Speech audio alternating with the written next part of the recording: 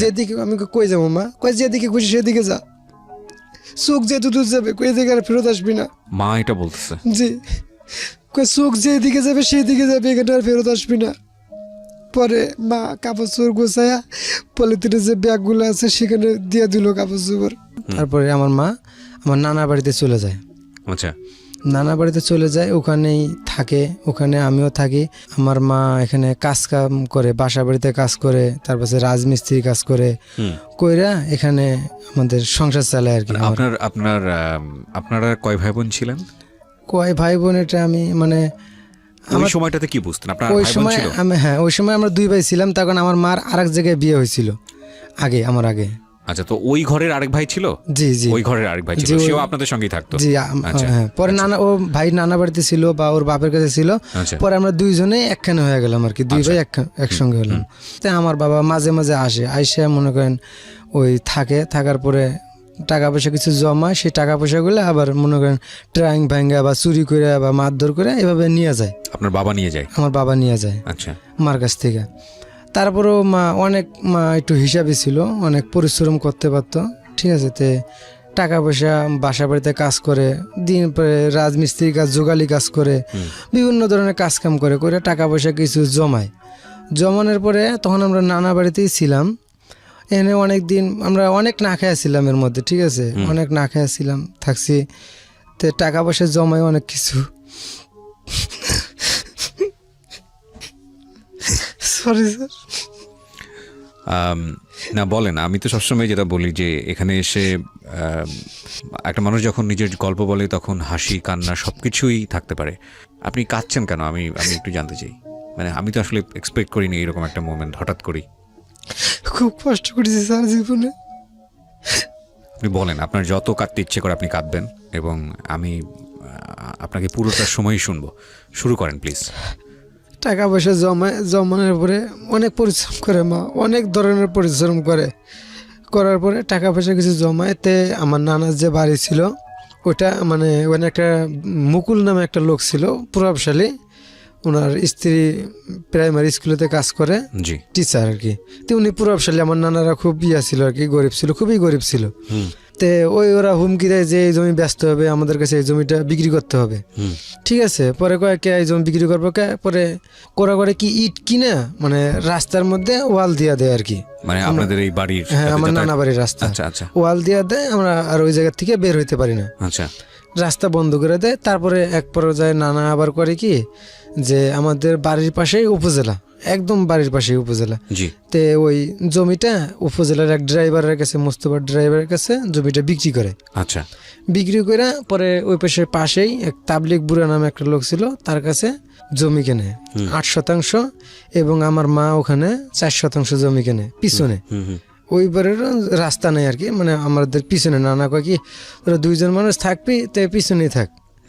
যে 4% মা কেনে আর আমার নানারা এই 8% জমি কেনে। তো এইভাবে জমি কেনার পরে অনেক টাকা পয়সা ঋণও করছে। এবার দিকে আমরা 2 ভাই, আমার বড় ভাইটা ওই ঘরের ভাইটা আর কি। তো মাঝে মাঝে ওর বাপের কাছে যায়, ওর বাপ আবার সরকারি চাকরি করতো উপজেলার মধ্যেই। আচ্ছা, তো ওখানে আবার মাঝে মাঝে যায়, ওর ওরকম কষ্টটা নাই, মানে আমার যেহেতু কষ্ট। তা আমি মার কাছে থাকি। তে টাকা পয়সা ঋণ হয়ে গেছে, মা কাজ কাম করে, মানুষের টাকা পয়সা দেয়, খাবার থাকে না ঘরের মধ্যে, খাবার থাকে না। ওই বাড়ির পাশেই আবার মেডিকেল আছে একটা, সেই মেডিকেলে ওই ভাতের মার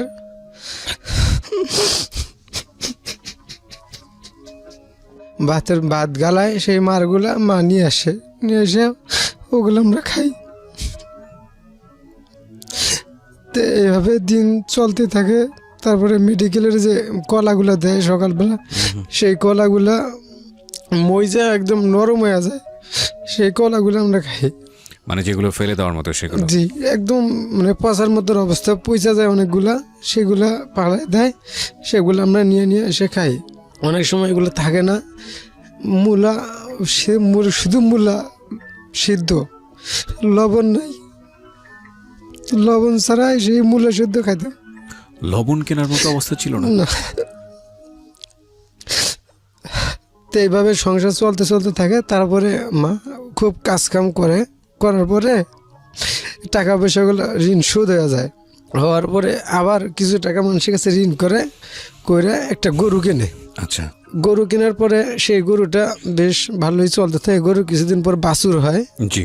তে আমাদের ঘরটা ছিল চালের খেরি ঘর আর কি, আমাদের দেশে খেরের ঘর বলে, আমরা খেরি ঘর বলি।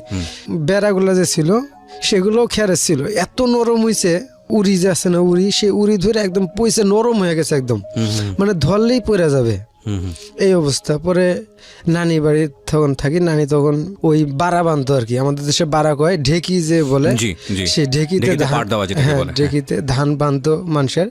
এগুলা কইরা আমার মামারাও একটু অলস টাইপের ছিল, কাজ কাম করতো না, নানার উপরেই সব চলতো। আমার 3 মামা ছিল। এর মাঝখানে আবার মনে করে নিয়ে হয়ে যায় সেই গরুটা, মানে সাইরা দিয়া মা কাজে যায়, ঠিক আছে। আমিও ছোট, আর আমার ওইটা ভাইটা কই জানি গেছিল, তো এই গরুটা মানে এক জায়গায় বাইন্দা কাজে গেছে পরে সেই গরুটা করছে কি, মানুষের আমার সঠিক খেয়াল নেই, অনেক ছোটকালের কথা এগুলা, ধান না কি জানি খাইছে। খাওয়ার পরে সেই গরুটা মনে করেন ওই জমিওয়ালা দেখার পরে তো আমাদের এখানে মানে খরা ছিল, গরু মানে আটকায় রাখে, সেই খরার মধ্যে গরু নিয়ে যায় জমা দেওয়ার পরে খোয়ারে জমা দেওয়ার পরে 50 টাকা নাকি 100 টাকা লাগবে। ওই টাইমে 1 টাকাও ছিল না ঘরে। ওই টাইমে আমরা এই অভাবেই যে লবণ ছাড়া মূলা সিদ্ধ খাই, আলু সিদ্ধ খাই, এগুলো খাই। তো ঘরে 1 টাকাও ছিল না।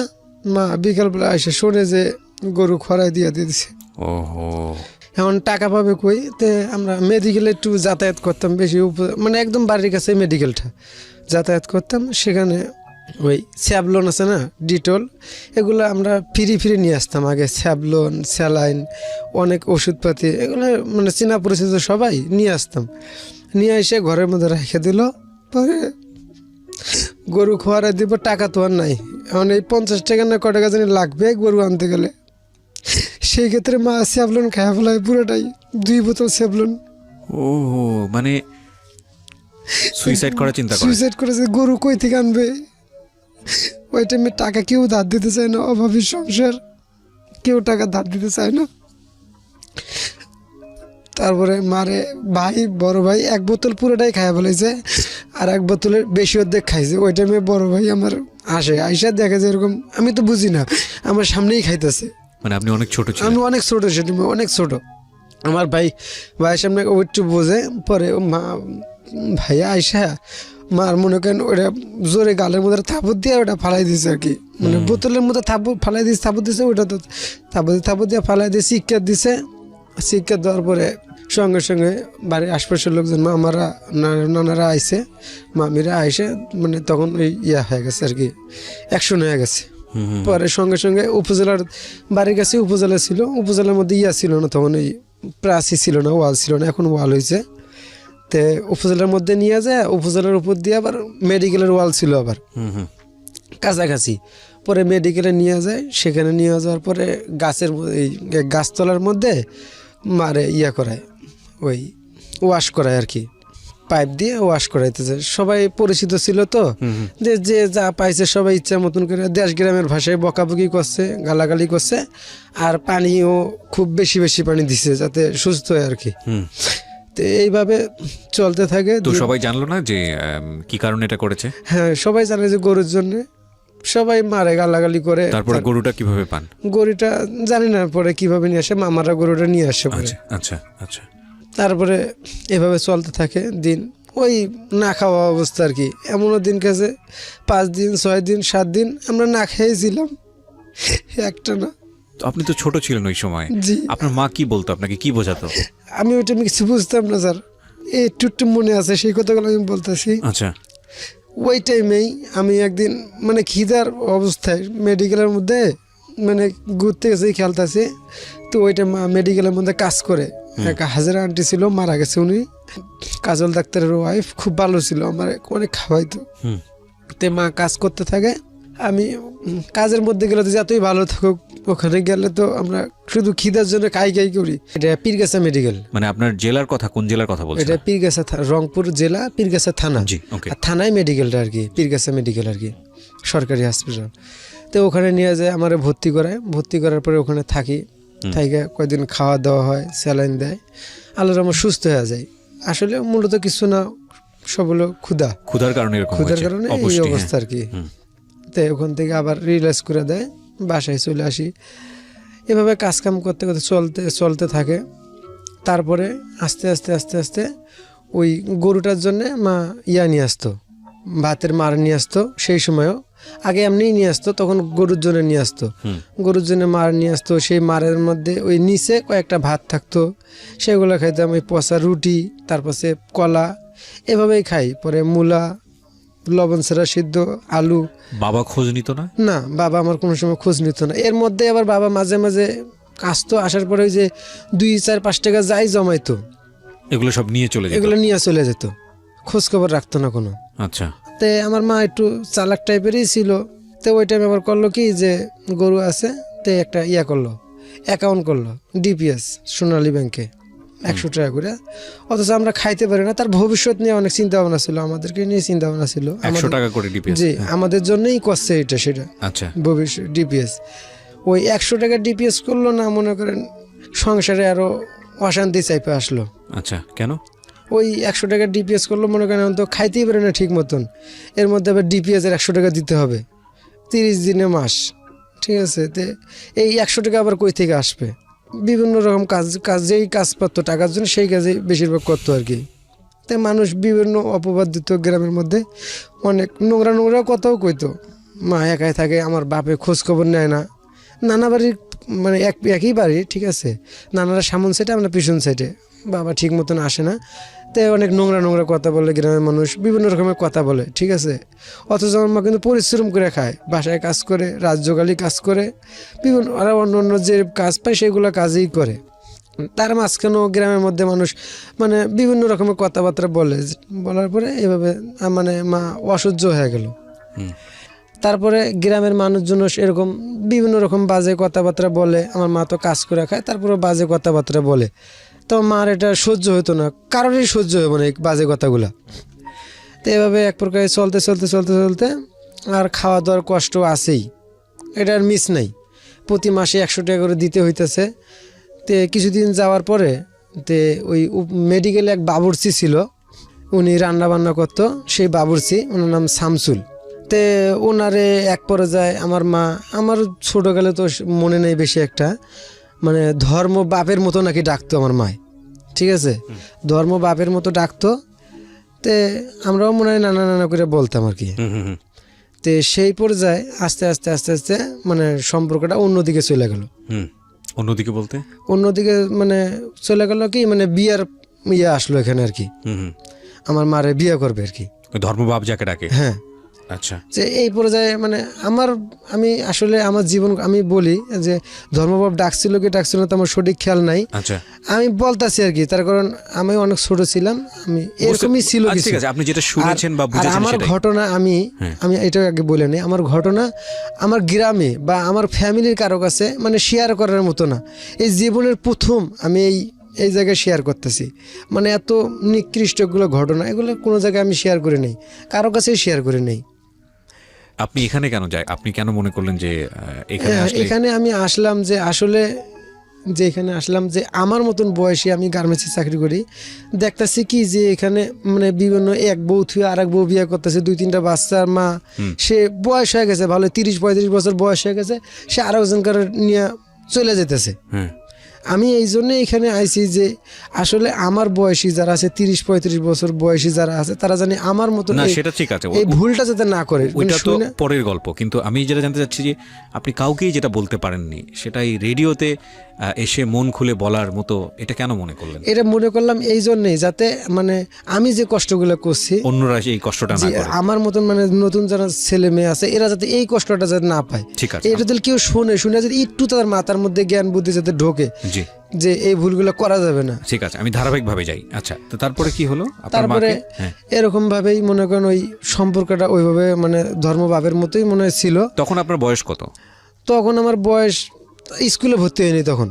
তখন আমি এই যে মানে আগে দেশ গ্রামে যে স্কুলে ভর্তি হতো, মাথার উপর দিয়ে কান ধরতে হইতো, তা আমি ওইটা আমি ধরতে পারতাম না, এরকম বয়স আর কি। তাই আমি স্কুলেও ভর্তি হয়নি। তো এভাবে দিনকাল চলে, চলার পরে মনে করেন ওই কথাবার্তা চলতে চলতে তো আমি একদিন উপজেলা পুকুরের মধ্যে খেলাধুলা করতেছি বিকেল টাইমে, তা আমি গরমের দিন গোসল করতেছি তে আমার খালা আবার মেডিকেল থেকে ওয়াল টপকে আইসা তে মেডিকেল দেখে গোসল করতেছি, পরে আমার ডাইকে সুন্দর মতো নিয়ে গেল মেডিকেলে। তে নিয়ে যাওয়ার পরে দেখি কি আমার মা ওইখানে করছে, ওই পুরো শরীরে হলুদ দেওয়া, ঠিক আছে, আমি এটা বুঝি না, পুরো শরীরে হলুদ দেওয়া মানে হলুদ মাখাইছে আর কি, বিয়া মানে হয়েছে আর কি, হলুদ মাখাইছে। তাই আমার নিয়ে গেল, নিয়ে যাওয়ার পরে আমার নানা ওইখানে ছিল, খালা ছিল, নানি ছিল না। তে মারে দেখে আমি কইলাম, মা তুমি হলুদ দিছো, আমিও হলুদ দিব, ঠিক আছে, গায়ের মধ্যে। মা কইছে এটা হলুদ না, আমি কই না এটা হলুদ, তুমি হলুদ মাখছো, আমিও হলুদ মাখবো, হলুদ কই, ঠিক আছে। পরে খালারা কই চুপ করে, এটা হলুদ না। পরে ওইখানে কোয়ার্টার, উপজেলা মেডিকেলে যে কোয়ার্টারগুলো থাকে সেই কোয়ার্টারগুলোর মধ্যে নিয়ে গেল। নিয়ে যাওয়ার পরে আমার নানা ছিল ওখানে, পরে আমার ওই বাবুর্চির হাতে, ঠিক আছে, মানে বিয়ার মধ্যে আমার হাতের মধ্যে উঠায় দেয়, যে কাইন্দা দিয়ে নানা কয় কি কয়, তুমি আমার নানির রাত্রে খেয়াল রাখো আর কি, ঠিক আছে। পরে তুলে দেয়, মানে ওখানে মানে বিয়া টিয়া হয়ে গেছে আর কি, আমার শুধু হাতের মধ্যে উঠাই দিল আমার নানা আর কি। আচ্ছা, তো উঠাই দেওয়ার পরে ওই পর্যায়ে চলে, পরে আমাদের বাড়িতে ওখানে থাকে 2 দিন, আর মেডিকেলে ডিউটি করে আর কি, বাড়ির থেকে মেডিকেলে ডিউটি করে। ওখানে এখনো জানাজানি করে নেই, জানাজানি হয়েছে মানে নিয়ে যাবে আর কি, ঘর উঠাইবে ওখানে, তারপরে নিয়ে যাবে আমার মারে। তো এখান থেকে কিছুদিন থেকে ডিউটি করতেছে, বাড়ির কাছে মেডিকেল, আমাদের বাড়িও কাছে, তো ডিউটি করতেছে এক পর্যায়ে। ডিউটি করার পরে ওখানে ঘর রেডি করলো, রেডি করে আমার সহ নিয়ে গেল। নিয়ে যাওয়ার পরে তখনও আমি স্কুলে ভর্তি হইনি, তো ওখানে যাওয়ার কিছুদিন পরে ওখানে আমারে মানে মা স্কুলে ভর্তি করে দেয়। জি, স্কুলে ভর্তি করে দিল। তো স্কুলে ভর্তি হওয়ার পরে যা হলো, মানে আমি তখন তো ছোট, আর আবেগটা ছিল, মানে বুঝতাম আমি যে আমি এরকম কষ্টের, আমার এরকম ভাবেই চলতে হবে, মানে বুঝতে পারতেন। হ্যাঁ, ছোট হইলেও বুঝতে পারতাম জিনিসগুলো, যে কষ্ট কি জিনিস, আমি এরকম কষ্টে আমার ওরকম ভাবেই চলতে হবে। তারপরেও বুঝতাম যে পোলাপানের সাথে খেলাধুলা করতাম, ঠিক আছে, আমি মনে করেন একটু ছুইলেও দোষ হয়ে যেত, আমার সবাই বকাঝোকা করতো আর কি। ওই মানে ওই সংসারে যাওয়ার পরে ওই বাবুর্চির সঙ্গে যখন বিয়ে হইলো, তাই ওখানে যাওয়ার পরে মানে আমি দরকার ছুঁইতামও একটু, ঠিক আছে, ওইটা আমার দোষ হয়ে যেত। আর আমার অনেকে মারধর করতো, ঠিক আছে, পোলাপানেরাই। আর এরকম টাইপের, মানে আমি যেরকম টাইপের, এরকম মানে টাইপের মানে পোলাপানদের সবাই অবহেলা করে, ঠিক আছে, পোলাপানের একটা দোষ আছে, সবসময় এগুলো অপবাদ তো দিতই, আবার এগুলোর আবার অন্য টাইপের চোখে দেখতো আর কি, খারাপ চোখে দেখতো, আবার হ্যাঁ সবসময় ঘৃণার চোখেই দেখতো, পোলাপানটাও এটা ঘৃণার চোখেই দেখতো সবসময়।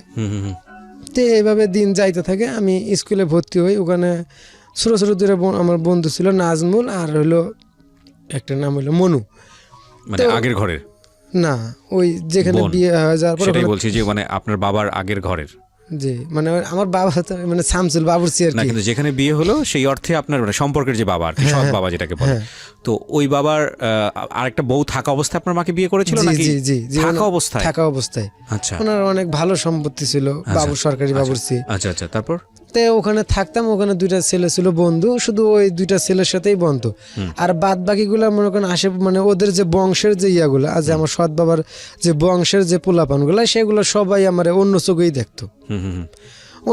দেখতো, তে ওই বিকালবেলা আমাদের সৎ বাপে যে আসতো, আসার পরে তে আমার একটা ছিল, মানে সৎ বোন ছিল, ওই ঘরের একটা বোন ছিল, ঠিক আছে, ওই আর বিকালবেলা আসা মাত্রই দৌড়ে সাইকেলের সামনে যাইতো। আচ্ছা, ওর বাপে অনেক কিছু নিয়ে আসবে, ঠিক আছে, ও খাবার টাবার নিয়ে আসে, নাস্তা বানিয়ে নিয়ে আসে, তো নিয়ে আসলে পরে দৌড়ে যাইতো, তে গেলে পরে সাইকেল থেকে বাই করে দিত এটা ওটা, আমি তো বয়ে থাকতাম, আমার কোনো সময় দিত না, তো একদিন আমি মানে ওই পারভিন, ওই মেয়েটার নাম ছিল পারভিন, আমি ওখানে মানে খেলাধুলা করতেছি, মানে বসে রয়েছি বিকেলবেলা, তো ওর বাপ আইছে, ও দেখে নেই, তা আমি একদিন বললাম কি, পারভিন তোর বাপ আইছে, শুধু এই কথা বলা মাত্র পাবেন দৌড় দিয়ে, ও ছোট, ঠিক আছে, দৌড় দিয়ে যায় ওই সাইকেলের সামনে গেছে, সাইকেল ধরছে, ওই সাইকেল ধরলো কে আমারে, মনে করেন বাচ্চা, হ্যাঁ তুই এটা করার সময় এখন তো সাইকেলের তলে পড়তো, ঠিক আছে, কে বললো এটা? ওইটা আমার সদ্দাব বললো আমারে, মানে ওই দিনকে থেকে শুরু, ইচ্ছা মতন গালাগালি করলো, আমারও গালাগালি করলো, আমার মারও গালাগালি করলো, তে চুপ হয়ে রইলাম আমি, ঠিক আছে। তো এক পর্যায়ে এভাবে দিন যাইতে থাকে, ওখানে অনেক দিন থাকি, ওখানে থাকার পরে এর মাঝখানে যা হয় আর কি, তো এক বাচ্চার সাথে মানে খেলতে খেলতে তা আমি ছোট তো হয়ে যাই, খেলাধুলা করতেই পারে স্বাভাবিক। তো ওই মানে বাড়ির পিছনে ছোট্ট একটা গাতা খুঁজছি আর কি, ছোট্ট মানে ওই পোনা মাছ ওখানে ছাড়ছি। আচ্ছা, এই গাতা খুললাম কে, ঠিক আছে, এই গাতা খুললাম কিসের জন্য, মাটি ধোয়া চইলা যাবে। আরও আমার সাথে এই যে মনু নামে একটা ছেলে আসলো, ও গাতা খুঁজছে, ও বড় খুঁজছে, ওরা কিছু কয় নাই, আমি খুললাম কে, এই মাটি ধুয়া চলে যাবে, মাটি কাটতে কষ্ট লাগে না। গালাগালি করলো, আমার মা আবার নিয়ে আসে আমার 2-3টা থাপড় দিল, তুই এলে খুঁজছিস কে, ঠিক আমি মা মনু তো খুঁজছে, কয় তুই বুঝোস না, তোর এখন কবে বুদ্ধি জ্ঞান হইব, তুই জানোস না তুই কই আসিস। মার পরে ওই টাইমে অনেক অত্যাচার চলতো আর কি, অনেক মারধর করতো, অনেক মারধর করতো। আমি পরে বলতেছি সেগুলো কথা, তুই বুঝোস না, ঠিক আছে, তো বুদ্ধি জ্ঞান কবে হইব, মানে আবার আড়ালের মধ্যে বুঝেলে, বাবা তুই এগুলো করিস না, ঠিক আছে, এগুলো করলে সমস্যা, এগুলো করিস না। আমি আচ্ছা আমার ঠিক আছে, আমি তো কিছু করি না, ঠিক আছে আরও করবো না। এভাবে দিন তাড়াতে থেকে তো একটা বাচ্চার সাথে আমি খেলাধুলা করি, সেখানে ওই বাচ্চারা আমার পিঠের মধ্যে অনেক জোরে মানে একটা লাকড়ি দিয়ে আঁচড় দেয়, আঁচড় দিলে পরে অনেক বড় একটা দাগ হয়ে যায়, লাল টকটকা দাগ হয়ে যায়। হওয়ার পরে আমি মার কাছে যাই, মা আবার খেয়াল লাগতেছে, মার কাছে যাই, ওখানে কই সেই বাবুরচি আবার ওই খুলি ছিল, মানে বাড়ির বাইরেটা খুলি ছিল আগিনা কয়, ওখানে বসে রয়েছে, ওখান থেকে সব দেখতেছে।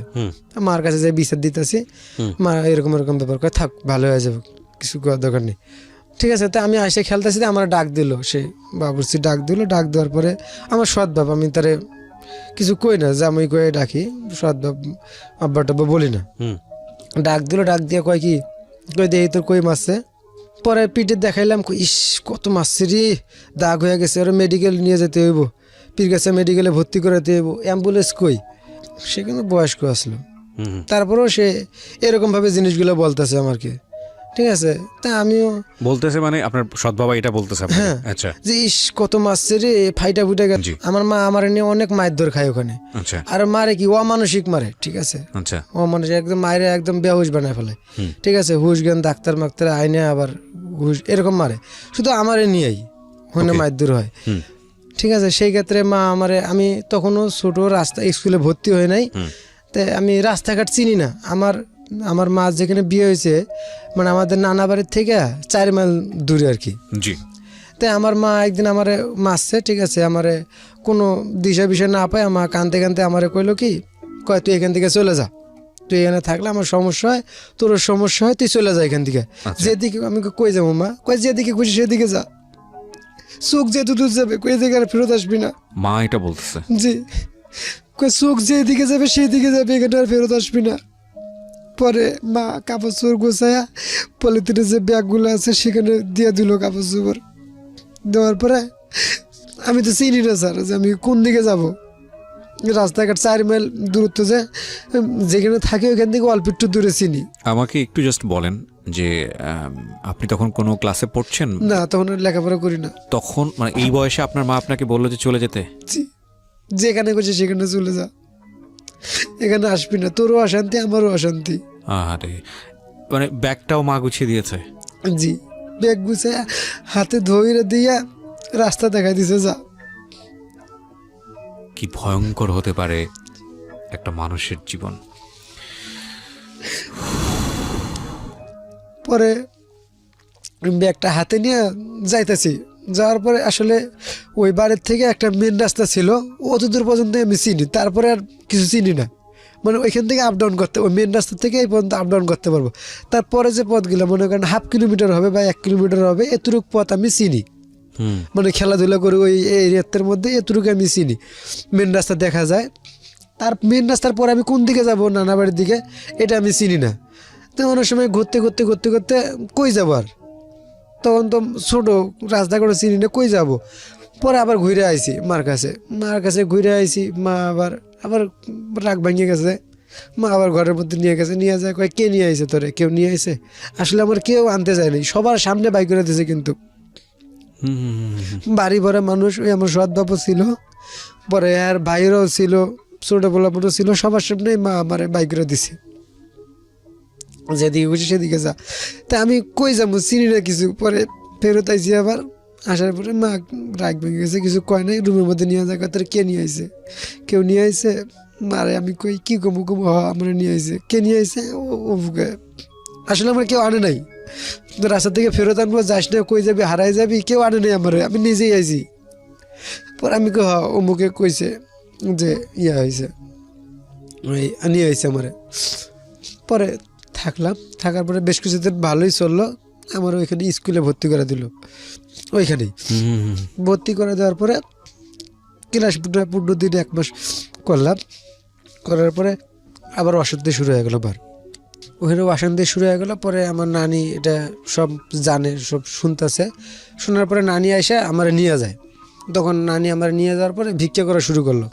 নানি নিয়ে যায় ভিক্ষা করা শুরু, হ্যাঁ, আমার কাজ কাম নানি তখন মানে করতে পারে না, বয়স হয়ে গেছে।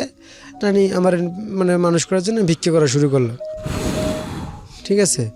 পরে ভিক্ষা করা শুরু করলাম, ভিক্ষা করে আমার ইয়া করাইতেছে। পরে স্কুলে ভর্তি করে দিল, ক্লাস 1-এ ভর্তি করে দিল। শিশু শিক্ষা আমি পড়ি নাই, ক্লাস 1-এ ভর্তি করে দিল। সেখানে ক্লাস 1-এ ক্লাস 1 করলাম, করার পরে ক্লাস 2-তে ভর্তি হলাম। ভর্তি হওয়ার পরে সেখানে স্কুল ড্রেস লাগবে আমার। আর আমি এখানে একটা কথা বলি, যখন মানে ক্লাস 2-তে ভর্তি হলাম, আমার প্যান্ট পরার নাই, মানে শার্ট তো দূরের কথা, মানে প্যান্ট যে পরবো সেই প্যান্টটাই নাই, ঠিক আছে। পরে ওর কাছে প্যান্ট চায়, ওর নানি চায়, কেউ মানে ওরকম দেয় না, সবাই মোটামুটি অভাবে ছিল, কেউ প্যান্ট দেয় না। পরে বড় একটা ছেলে, প্রায় 24-25 বছর বয়স, ওর একটা মানে বানাইনা প্যান্ট আমার দিল। অনেক মানে কথা কওয়ার পরে দিব করে অনেকদিন ঘুরানোর পরে ওই প্যান্টটা দিল। এই প্যান্টটা কাইটা টেলার্সের দোকানে, মানে বাড়ির কাছে টেলার্স ছিল, মহিলা এক চালাইতো, কল্পনা আন্টি, হিন্দু, তার কাছে দিল। সে 2টা প্যান্ট বানাই দিল ওই প্যান্ট দিয়া। সেই প্যান্ট 2টা পরে স্কুল যাই, যাতায়াত করি। শার্ট ওরকম নাই, গেঞ্জিও নাই, সব চিরাবিরা। তারপরে ক্লাস 2-র মধ্যে যে সময় উঠলাম, ওই সময় একটা স্কুল থেকে তখন স্কুল ড্রেস পেশার আসলো আর কি। এর আগে ছিল না মনে হয়, মানে তখনই শুরু হলো আর কি স্কুল ড্রেসটা, আমার মনে হয় আমাদের মডেল স্কুল আর কি, মানে স্কুল ড্রেস দিতে হবে, যে স্কুল ড্রেস দিতে হবে। ওকে, তে সবাই স্কুল ড্রেস কম বেশি বানাইছে, আমার স্কুল ড্রেসও হয় না। আমার প্রতিদিনই স্যার বলে, ক্লাসে বলে, তোমার স্কুল ড্রেস কই, স্কুল ড্রেস স্যার আসবে না, এরকমভাবে প্রতিনিয়তই বলে। তে বলতে বলতে নানির কাছে আমি বলি, নানি কয় বানাই দিমু, এভাবে ঘুরায়। তা আমিও নানির কাছে একটু জারি জুরি দিয়ে কথা কইতে পারি, আর কারো কাছে না, মার কাছেও পারি না, বাপ তো নাই, বাপের কোনো প্রশ্নই নেই আমার কাছে, শুধু নানির কাছে একটু জারি জুরি দিয়ে কথা বলতে পারি। না স্কুল ড্রেস না বানিয়ে দিলে স্কুলে যাবো না, সে বিভিন্ন সময় কথাবার্তা বলতাম। নানি কোনো সময় কইতো না যে তোর বাপের কাছে যা বা তোর মার কাছে যা, এগুলো কোনো সময় কইতো না। নানি যে ভিক্ষা করে সেই টাকা দিয়ে স্কুল ড্রেস হয় না। আর আমার মামারাও একটু আলসে টাইপের ছিল, ওরাও খাইতো আর কি, ওই ভিক্ষার টাকা পয়সা চাল ডাল ওরাও খাইতো। সেই ক্ষেত্রে নানি করলো কি, ওই আমাদের এখানে একটা বাস স্ট্যান্ড আছে পিকাছে, সেখানে বাস স্ট্যান্ডে ইট ভাঙতে হইব আর কি। তা নানি এই শেষ বয়সে যা ইট ভাঙা শুরু করলো আপনার এই স্কুল ড্রেসের জন্য। প্রায় 6-7 দিন ইট ভাঙলো, সকাল থেকে সন্ধ্যা পর্যন্ত। ভাইঙ্গা আমার কিছু টাকা পাইছে, সেটাতে আমার একটা শার্ট বানায় দেয়। ও মাই গড।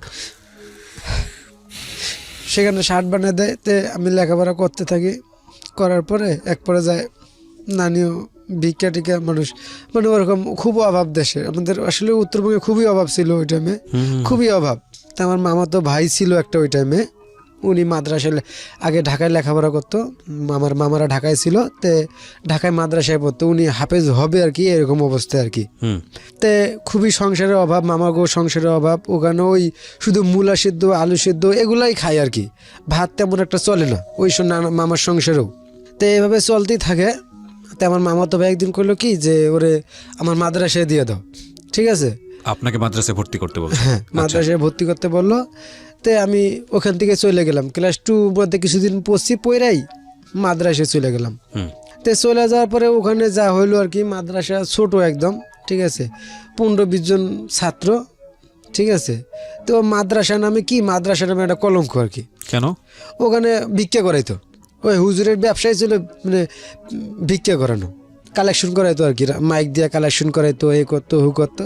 তা আমার ভাই ওখানে লেখাপড়া করে, আর একটা মানে লেখাপড়া কি ওই মানে ভণ্ড হয়ে গেছে আর কি এক পদের। কিরকম?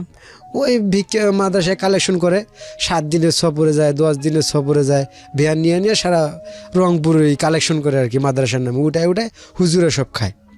আপনিও সে কাজ করা শুরু করলেন? হ্যাঁ, আমার মামাতো ভাই টাকা পয়সা নেয় না কিন্তু, হ্যাঁ। ওই হুজুরেই সব খায়।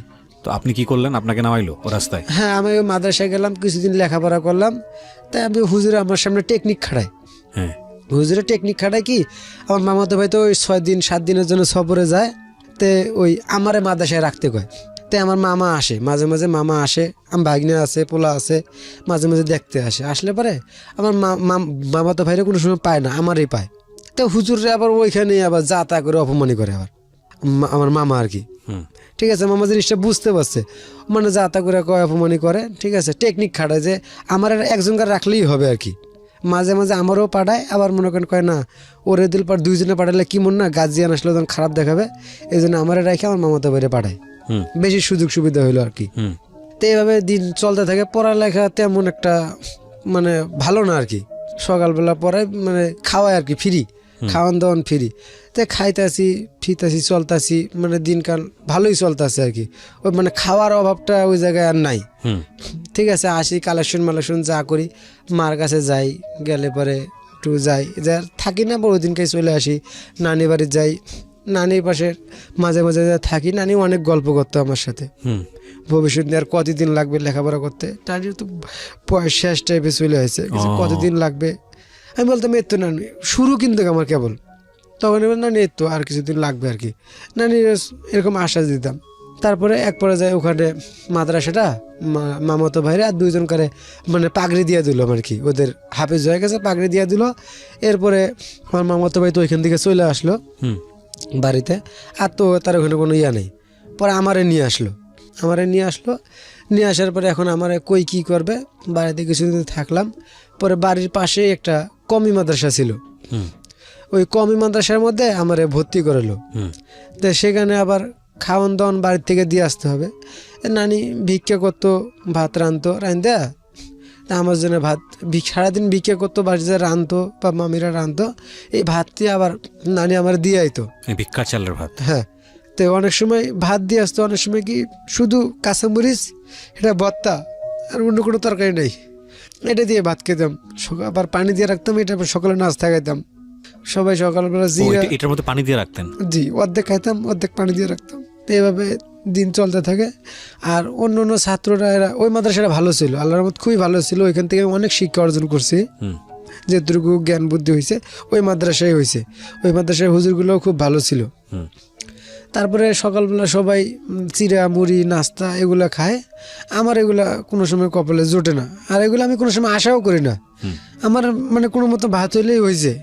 ঠিক আছে, তো এভাবে মানে সকালে সবাই চিড়া মুড়ি খায়, আমি ভাত খাই। আমি কারোটার দিকে হিংসাও করি না, তাকাইও না, কোনো কিছু করি না, আমার মধ্যে এই বুঝটা আছে ছোটোর থেকেই।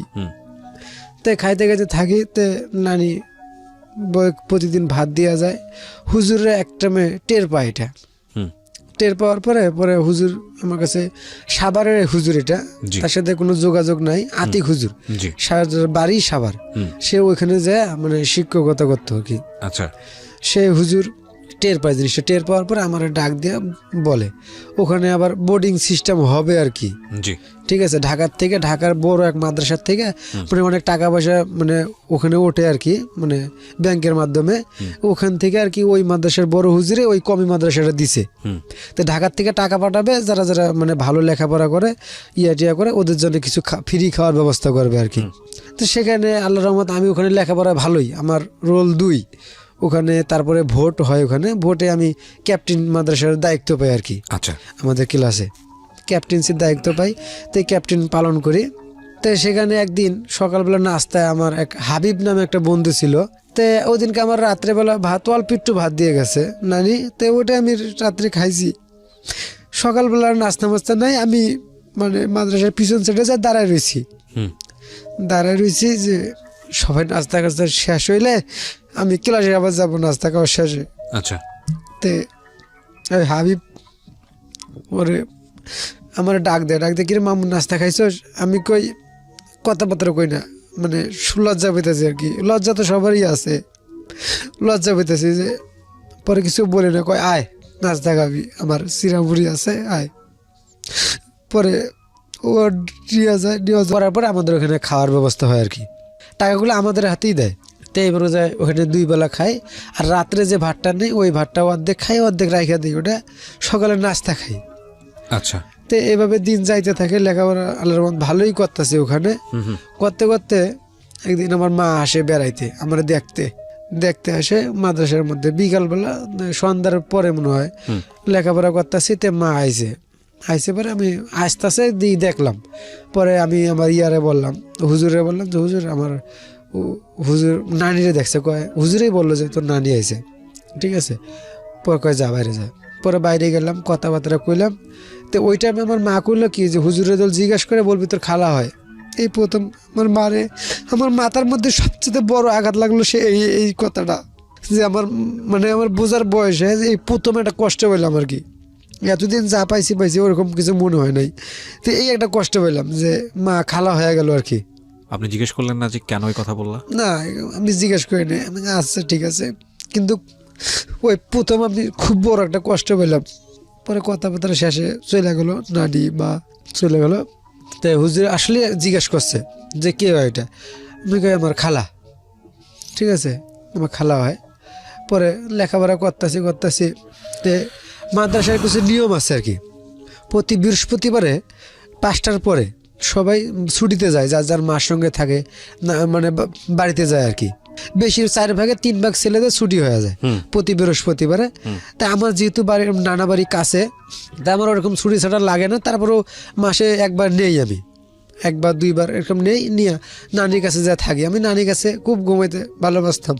তার কারণ আমি কথাটা বলি, নানির যে খেতাগুলো ছিল একদম সিরা, কিন্তু মামিগো খেতা একটু ভালো ছিল। আমি মামিগো ঘরে যা বেশিটা ঘুমাইতাম না, ওই নানির সিরা খেতার মধ্যে যা শুয়ে থাকতাম। আমার খুব ভালো লাগতো ওগুলা, নানির সব কিছু। পরে মাঝে মাসে 1 বার 2 বার যাইতাম, যাওয়ার পরে নানির কাছে যা শুয়ে থাকতাম।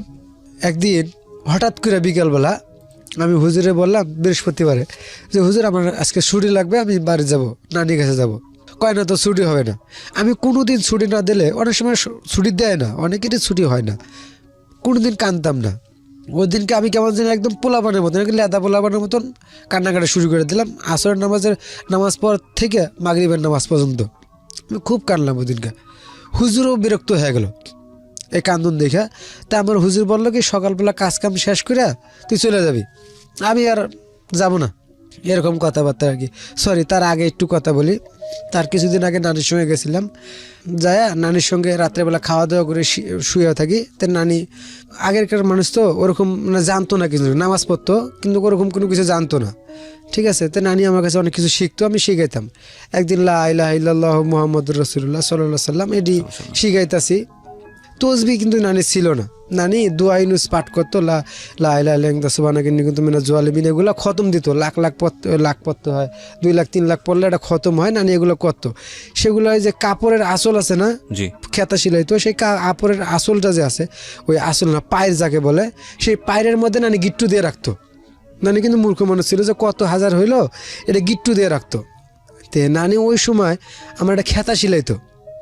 নানি ছোট একটা আমার খেতা সিলাইতেছে, যে নানি বললো কি ওই দিনকার রাত্রে আমার নানির সাথে কথা আর কি, যে নানি বললো যে আমি মনে হয় এই খেতাটা তো সিলাই করতে পারবো না, পুরো খেতাটা মনে হয় সিলাই করতে পারবো না।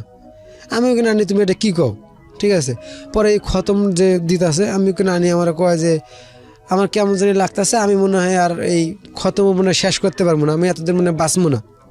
নানি আমার এটা কেউ বলে না, শুধু আমার একমাত্র আমারই বলছে এই কথাটা।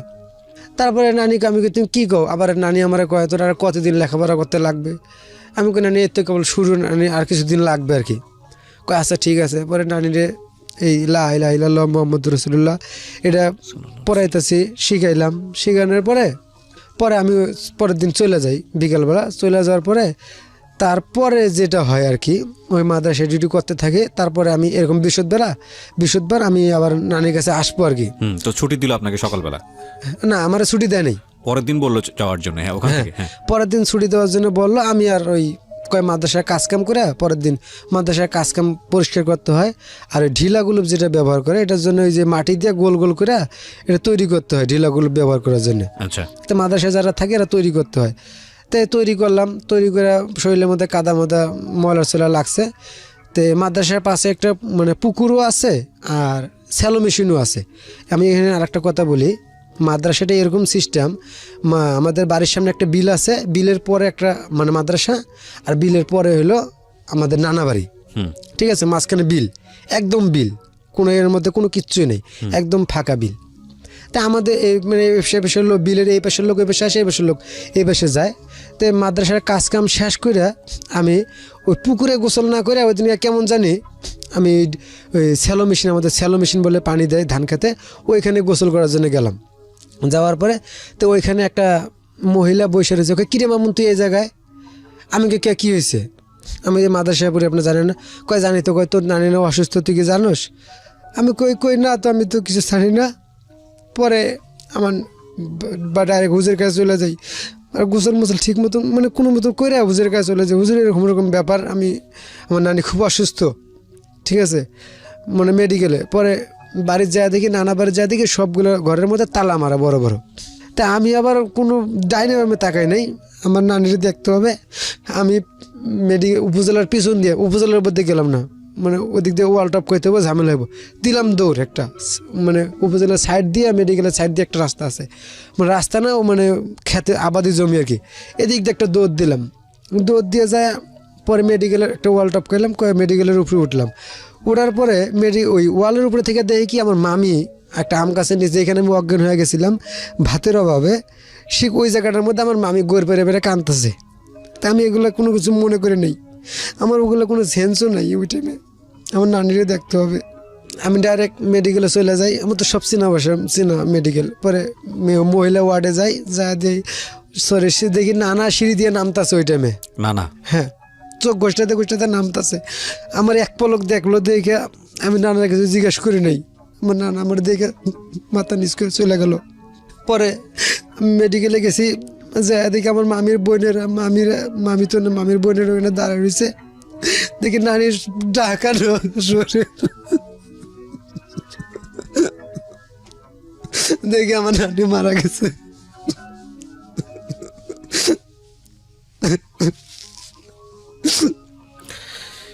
এই ছেলেটার জীবনে, জি বলুন প্লিজ বলুন। দেখি আমার নানি নাই। এই ছেলেটার জীবনে বাবা নাই, একেবারেই জিরো, পজিশনটা থেকেও নাই। মা যতটুকু ছিল সেটাও পরিস্থিতির কারণে নাই। যতটুকু ওর শৈশব আছে সেটা হচ্ছে এই নানির সাথে, এবং নানি তাকে ভিক্ষা করে পর্যন্ত খাইয়েছে। সুতরাং নানি ওর কাছে আসলে মায়ের মতো, মার থেকে অনেক বেশি ওই শৈশবে। এবং বয়স্ক মানুষ মারা যাবে, এটাই স্বাভাবিক, কিন্তু ওর জীবনে কতটুকু এটা আপনারা বুঝতে পারছেন। খুব ভয়ানক। আজকের স্টোরিটা কন্টিনিউ করাটা খুব ডিফিকাল্ট হয়ে যাচ্ছে আমার জন্য, কজ ছোটদের কষ্টটা আসলে কি, এটা আসলে আমরা আমাদের জায়গাটা থেকে একটা মানুষকে যত কষ্টই আপনি দেন না কেন, ভাতের কষ্ট, ক্ষুধার কষ্ট যে কত কষ্ট, এই মানুষটা যে মানুষটা থেকেছে সেই মানুষটাই জানে। ভয়ঙ্কর স্টোরি আজকে, ভয়ঙ্কর। পরে আমার নানি ওখানে মারা গেল। পরে নানি সবাই আবার ইয়াতে খাটলিতে করে, ভ্যান ট্যান লাগে নাই বাড়ির কাছে তো মেডিকেল, খাটলিতে করে নিয়ে আসলো আমার নানিরে, বাড়ির মধ্যে নিয়ে আসলো, মারে খবর দেওয়া হইলো, সবাই আসলো। আসা পর আমি ছোটো ওই টাইমে বয়স, ওরকম বয়স হয় নাই তখনও, মনে হয় আমার মনে হয় 9-8 বছর এরকম বয়স হবে আমার মনে হয় যেটুকু আর কি। আমি রিকোয়েস্ট করবো প্রিয় শ্রোতা আপনাদের আজকে সবাইকে, এই ছেলেটাকে আপনাদের দেখা উচিত, কারণ আমরা মনে করি যে আসলে এরকম ঘটে কিনা। অনেকেই আমাকে বলে যে জীবন গল্পে কি আসলে এরকম ঘটে নাকি বানায় বানায় বলতেছে, এরকম কি আসলে ঘটে? আপনাদের দেখা উচিত এই ছেলেটাকে, যে কে এই ছেলে। এই ছেলেকে দেখলে হয়তো আপনার পাড়া প্রতিবেশীর অনেককেই মনে পড়ে যাবে যে যাদের জীবনে হয়তো এরকম ঘটনা ঘটেছে। ভাতের কষ্ট যে কী জিনিস, আজকে আমরা বলি যে বাংলাদেশ উন্নত দেশের কাতারে ওঠার জন্য যাত্রা শুরু করেছে, যেটাকে বলা হয় উন্নয়নশীল দেশ। অনেক মানুষের কষ্টের এই দেশ, অনেক অনেক ত্যাগ তিতিক্ষার এই দেশ। এই যে ছোট ছোট বাচ্চারা যাদের কথা উঠে আসছে আজকে ওর জীবন গল্পে, এরকম বাচ্চারা বাংলাদেশে বিরল না। এখনো প্রত্যন্ত অঞ্চলে গেলে আপনি তাদেরকে পাবেন। এখনো ঢাকা শহরে অনেক বাচ্চা আপনার কাছে 2 টাকার জন্য হাত পাতে। তাদের মুখে হয়তো একটা স্লোগানই থাকে, 2 টাকা দেন ভাত খামু, কমন ডায়লগ। আপনি শুনতে শুনতে হয়তো খুব বিরক্ত হন, কিন্তু এই ভাত খাওয়ার ইতিহাস, ভাত না পাওয়ার ইতিহাস, এগুলো খুব করুণ। এবং এই ইতিহাসগুলো আপনার এই বড় বড় লাইব্রেরিতে, মোটা মোটা বইয়ে এগুলো খুঁজে পাওয়া যায় না। খুঁজে পাওয়া যায় না বলেই হয়তো বা এই মানুষগুলো আমাদের আমাদের সামনে এইভাবে আসলে দাঁড়ায় না, আমাদের ফিলটা আসলেই হয় না। এক বেলা ভাত না খেয়ে থাকা বা ক্ষুধার যে কষ্ট, ভাত বলছি এই কারণে যে ভাতই তো আমাদের প্রধান খাদ্য, এক বেলার যে কষ্ট সেটা আমাদের দৈনন্দিন জীবনে যেরকম আসে, যেটা যখন একটা মানুষের জীবনের মানে প্রতিনিয়ত ঘটনা হয়ে যায়, শৈশবের কখন পেট পুড়ে খেয়েছে এটা মনে করতে পারে না, তাহলে ওই ছেলেটা ওই মানুষটার বড় হয়ে ওঠা কতটা কঠিন হতে পারে। এটা তো শারীরিক কঠিন, কিন্তু মানসিকভাবে কতটা কঠিন হতে পারে। বাবার থেকেও নেই, মা থেকেও নেই, মার পরিচয় দেওয়া যাচ্ছে না, এরকম একটা জায়গায় পড়াশোনা করছে, এবং যতটুকু ছিল নানি বৃদ্ধ বয়স ভিক্ষা করে মানুষকে মানুষ করার চেষ্টা করেছেন। সে প্রয়োজন হয়, টাকা পয়সা বা এটা ওটা বিভিন্ন জিনিসপত্র প্রয়োজন হয়, জি, সেইটা দেবে কে এখন? সেটা দেওয়ার মতন আর কোনো লোকজন নাই। পরে মা করলো কি যে যাতে দুঃখ কষ্ট করে আমার কাছেই রাখে নিয়ে যায়। পরে মার যে সতীন আসলো, মা সতীনের ভাইয়ের মাদ্রাসা, সে সালাউদ্দিন কাদের নাম, সে ভালো একজন বক্তা, আমাদের উত্তরবঙ্গের ভালো একজন সে মানে বক্তা আর কি, মাহফিল করে ওয়াজ করে, ঠিক আছে। তো ওই মাদ্রাসায় নিয়ে দিল, ওখানে লজিন খাওয়াবে, লজিন ঠিক করে দিল আমার, মানে যে কোনো একটা বাসা থেকে পড়াতে হবে বাচ্চাদের, আর পাশাপাশি খাওয়ার ব্যবস্থা। এখানে একটা কথা বলি প্রিয় শ্রোতা, একটু ইন্টারাপ্ট করছি, ওকে, আপনাদের সবার জন্য একটা গুড নিউজ। আমরা জানি যে ফেব্রুয়ারি মাস, এবং ফেব্রুয়ারি মাস হচ্ছে আসলে বইমেলার মাস। তো জীবন গল্পের একটা বই এবারের বইমেলায় আসছে, এবং আমি ফার্স্ট, যারা আজকে এই কথাগুলো শুনছেন তাদেরকে আমি ফার্স্ট অ্যানাউন্সমেন্ট করছি। ঢাকা FM এর আসার পরে একেবারে বেস্ট কয়েকটা জীবন গল্প, প্রচারিত জীবন গল্প নিয়ে আমরা একটা বই বাজারে এনেছি, এবং বইটির খুব নামমাত্র মূল্য রাখা হয়েছে। আপনারা যারা বইমেলাতে আসবেন তারা তো বইটা কালেক্ট করতেই পারবেন, আমি দোকানের নাম্বার বলে দেব। কিন্তু যারা আসতে পারবেন না বা ঢাকা শহরে থাকার পরেও হয়তো বা পার্টিকুলারলি কুরিয়ারের মাধ্যমে আপনারা কালেক্ট করতে চান, তাদেরকে বলছি আমি অ্যানাউন্সমেন্ট করার সঙ্গে সঙ্গে আপনারা নাম্বারটা টুকে নেবেন। খুব সহজ একটা নাম্বার, 16297। আমি আবারও বলছি 16297, 16297। এটা হচ্ছে রকমারি.com এর নাম্বার, এবং এই নাম্বারটিতে আপনি ফোন দিয়ে বলবেন RJ কিবরিয়ার জীবন গল্প, RJ কিবরিয়ার জীবন গল্প বইটি চাই। খুব নামমাত্র মূল্য, আমি যতদূর জানি যে 200 টাকা বইয়ের মূল্য, এবং এই টাকা দিয়েই আপনি রকমারি.com থেকে বইটি কালেক্ট করতে পারবেন। খুব অল্প সংখ্যক বই আমরা বাজারে নিয়ে আসছি। সো যারা অ্যানাউন্সমেন্টটি শুনলেন, যদি বইটি কালেক্ট করতে চান আগামীকালকের মধ্যে আপনারা অর্ডারটি দিয়ে দেবেন। হ্যাঁ বলেন। তারপরে ওই মাদ্রাসা খুব ভালো মাদ্রাসা ছিল, তো ওখানে আমার লজিনের ব্যবস্থা হয়, থাকা ওখানে হাফিজিয়া মাদ্রাসা যেটা, জি। তাই ওখানে আমি যাওয়ার পর আমার ওই মামাতো ভাই নিয়ে গেল আবার, আচ্ছা, ওই হাফিজটা ওখানে নিয়ে যা ভর্তি করে দিল। ভর্তি করে দেওয়ার পরে যা হইলো আর কি, আমার খাওয়ার জায়গাটা 2 জায়গায় হয়ে গেল। আচ্ছা, এক জায়গায় শুধু রাত্রেবেলা খাবো, আর মাদ্রাসায় যে খাদেম ছিল সেই খাদেমের বাসায় 2 বেলা খাবো, সকালে আর মাদ্রাসায় সকালে যেহেতু খায় না, সকালে নাস্তা খাইতে হয়। মানে আপনার খাওয়ার কষ্টটা তো দূর হলো, ওই সময় খাওয়ার কষ্টটা তো দূর হলো, মানে যে পান্তা ভাত খাওয়া, মরিচ খাওয়া, এগুলো তো থেকে তো একটু বের হয়ে যাচ্ছেন। মানে আপনি যখন বলছেন না, আমার নিজেরই মনে হচ্ছে যে খাদ্য কতটা ইম্পর্টেন্ট। আমি জীবনে কোনোদিন খাবারের কষ্ট পাইনি ভাই, সত্য কথা বলি। আমি খুব বড় লোকের পরিবারে বড় হয়েছি ঠিক তাও না, একটা গ্রামীণ নিম্ন মধ্যবিত্ত পরিবারে বড় হয়েছি, কিন্তু আলহামদুলিল্লাহ আমার বাবা মামাকে যেভাবে বড় করেছে রাজপুত্রের মতো বড় করেছে। আমিও খুব বেশি উচ্চাভিলাষী মানুষ না, বা কখনোই ছিলাম না, বাবা মার সীমাবদ্ধতা বুঝতাম, কিন্তু খাবারের কষ্ট কখনো পাই নাই। আমি আমার মার কাছ থেকে শুনেছি তারা হয়তো খাবারের কষ্ট করেছে, বা গ্রামীণে আগে তো মানুষ অতটা বড় লোক ছিল না, গ্রামে যারা বড় হয়েছে। কিন্তু আপনি যখন এই গল্পটা বলছেন না, আমি মানে আপনার বলাতে আমি চোখের মতো দেখতে পেয়েছি জিনিসগুলো। তো যখন আপনি বলছেন যে আমার এক বাসায় লজিং থাকলাম, সকালবেলার খাবার ম্যানেজ হয়ে গেলো, রাতের বেলার খাবার ম্যানেজ হয়ে গেলো, আমার কাছে মনে হচ্ছে কি আমি হাঁপ ছেড়ে বাঁচতে পারছি। এবং বিলিভ মি, আজকের এই জীবন গল্প যারা শুনছে তাদের প্রত্যেকেরই মনে হয় এই অবস্থাটা। যারা খাবারের কষ্ট পেয়েছে তারা অনেক বেশি বুঝতে পারবে যে আজকের এই জীবন গল্পটা কি, কিন্তু যারা কখনো পায়নি তারাও কিছুটা হলেও বুঝতে পারবে। বলেন। তারপরে আমার খাওয়ার ব্যবস্থাটা ওই জায়গায় 2 জায়গায় হলো আর কি। এক জায়গায় মানে মাদ্রাসার সামনে একটা বাসা আছে, ওই জায়গায় রাত্রেবেলা খাবো, আর সকালে যেহেতু মাদ্রাসায় খাওয়া দাওয়া হয়, নাস্তা শুধু চিরামুড়ি এগুলাই মানে মাদ্রাসায় এভেলেবেল চলে থাকে জিনিসগুলা। তাই আর দুপুরবেলা খাদেমের বাসায়, খাদেমের বাসায় যে খাবো, যে খাবারটা খাবো দুপুরে, খাদেমে খাওয়াবেন আমারে, মাদ্রাসার যে খাদেম আছে উনি খাওয়াবেন না, এটা খাওয়াবে হলো বাজারে এক লোক চাউল বেচে। আচ্ছা, সে আমার সপ্তাহে 2 কেজি করে চাউল দেবে। আচ্ছা, প্রতি বৃহস্পতিবার বিকালবেলা 2 কেজি চাউল দেবে। জি। ওই আমি চাউল আনি না, ওই খাদেমের বাসায় দেবো, উনি আমার রান্না করে খাওয়াবে। আচ্ছা, আচ্ছা। তে এইভাবে সিস্টেম হয়ে গেল। তে আমি লেখাপড়া করছি ক্লাস 2 পর্যন্ত। তো ওই মাদ্রাসায় ওই যেই রাত্রেবেলা যে বাসায় খাই, আমি ক্লাস 2 পর্যন্ত লেখাপড়া করছি। আর ওখানে যে বাচ্চাটা আছে আমার সমানেই, আমার চেয়ে একটু ছোট হবে, সেও ক্লাস 2-তে পড়ে, আমার ওই 2 ছাত্র পড়াইতে হবে। আচ্ছা, যাই হোক, এটা আমি কোনো ইয়া মনে করি না, আমার কপালটা এরকম, পড়াইতে হবে, লজিন খাওয়াইলে পড়াইতে হয়, আমার মাথার মধ্যে একটু মেমোরি আছে যে পড়াইতে হবে, স্বাভাবিক। তো বই নিয়ে বসে পড়াই, বাংলা যে আমার যেটুকু পারে অতটুকু পড়াই, ঠিক আছে, পড়াইতে থাকি। তে মাসখানিক দেওয়ার পরে সেই বাজারে যে চাউল দেয় 2 কেজি করে, সে চাউল দেওয়া বন্ধ করে দিল, মানে ডাইরেক্ট বন্ধ করে না। আমার একদিন বললো কি, আমি আর চাউল টাউল দিতে পারবো না, আমার ব্যবসায় লস হইতেছে, তুমি হুজুরে বইলে অন্য ব্যবস্থা করতে। তা আমার ভিতরে একটা সবসময় লজ্জা কাজ করতো, আমি হাজার না খায় থাকলেও কারো কাছে চাইতাম না। আবার ছোট থাকা অবস্থায় এই জিনিসটা ছিল, শুধু একমাত্র নানির কাছে চাইতাম আমি খাবার, আচ্ছা, আর কারো কাছে চাইতাম না। তাই আমি আর হুজুরে বলি না। তা পরে আবার পরের বৃহস্পতিবারে আবার ব্যাগ নিয়ে যাই, যে চাউলের জন্য দাঁড়ায় থাকি। আবার বলে যে কি বাবা, তোমার না বলছে আমি চাউল দিতে পারবো না, তুমি আবার আইছো। আমি কই না, আমি কিছু বলি না, দাঁড়ায় থাকি। পরে আবার চাউল দেয়, দিয়ে কয় তুমি হুজুরে বলবা, যে ঠিক আছে। আবার হুজুরে বলবো, আবার কোন সামনে ঝামেলা ইয়া করতেছে, কই যাব, কি আসে বিষয়, তো এইভাবে চলতে থাকে। সারাদিন মাথায় শুধু একটা জিনিস চিন্তা করতো যে খাবার কিভাবে ম্যানেজ হবে। হ্যাঁ, লেখাপড়াও ভালো ছিলাম আমি। পরে ওখান থেকে ওই খাবার ব্যবস্থা আর কি আবার সমস্যা হয়ে গেল, এক পর্যায়ে আমার আর ভাল লাগে না। আর যে রাত্রেবেলা যেখানে খাই ওখানেও মানে খাওয়াইতে চায় না আর কি, মানে কেমন করতেছে।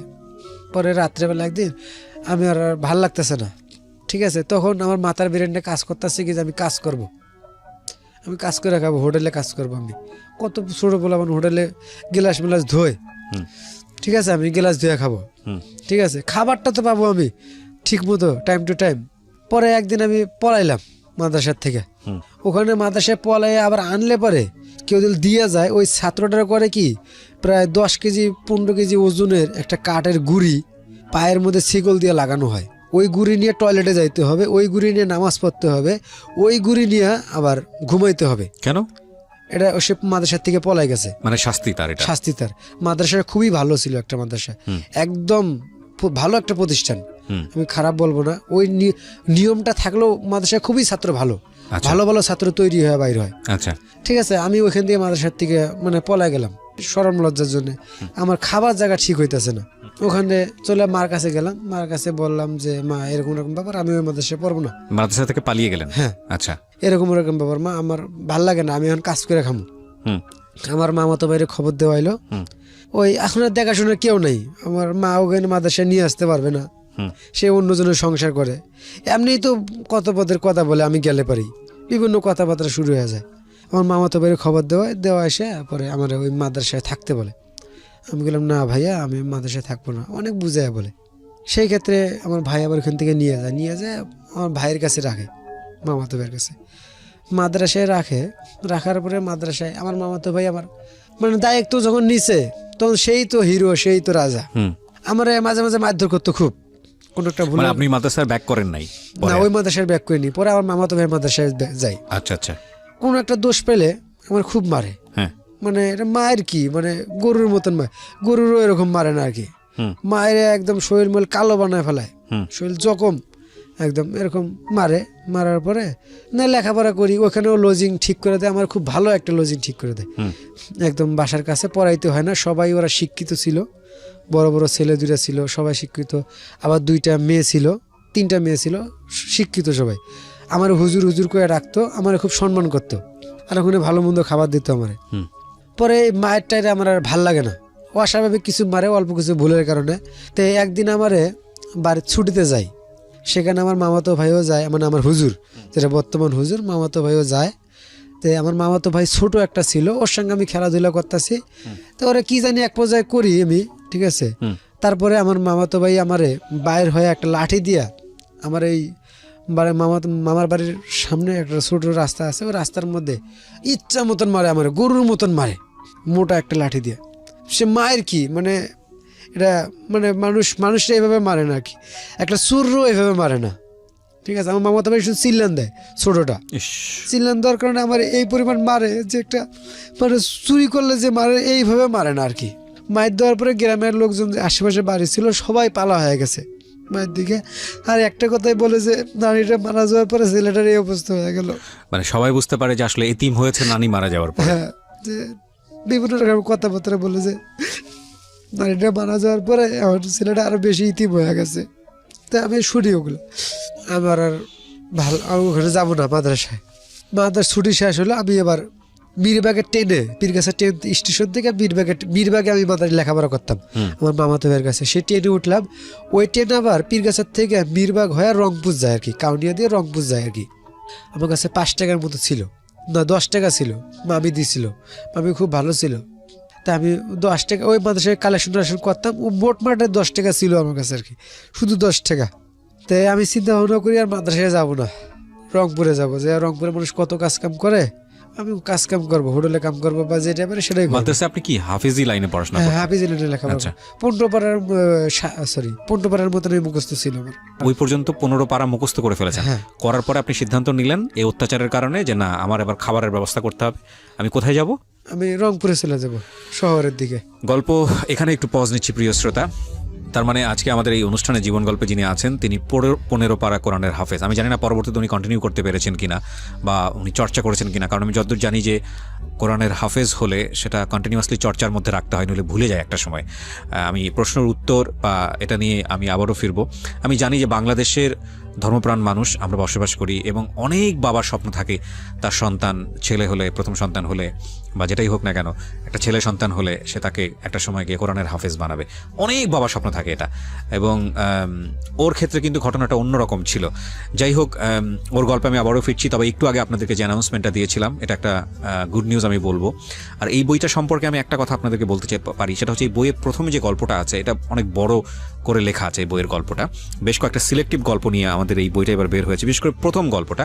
এবং এই গল্পটা আমাদের ইউটিউব চ্যানেলে সবচেয়ে বেশি ভিউ হওয়া গল্প। আর এই গল্পটা বইয়ে একটু ইন ডিটেল এসছে, বিস্তারিতভাবে এসছে। এটা হচ্ছে একটা এবারের জীবন গল্পের বইয়ের একটা বড় চমক। আমি একটা কথা বলতে পারি যে প্রথম গল্পটা যারা একটু মনোযোগ দিয়ে পড়বে শুরু থেকে শেষ পর্যন্ত, জীবনের যত রকমের কমপ্লেক্সিটি। রওনা দিছি বাড়ির থেকে, নানা বাড়ির থেকে মাদ্রাসার উদ্দেশ্যে। আমি মাদ্রাসায় না যায় ওই ট্রেন দিয়ে আমি রংপুরে চলে গেছি। তা আমার 10 টাকার মতো ছিল আমার কাছে।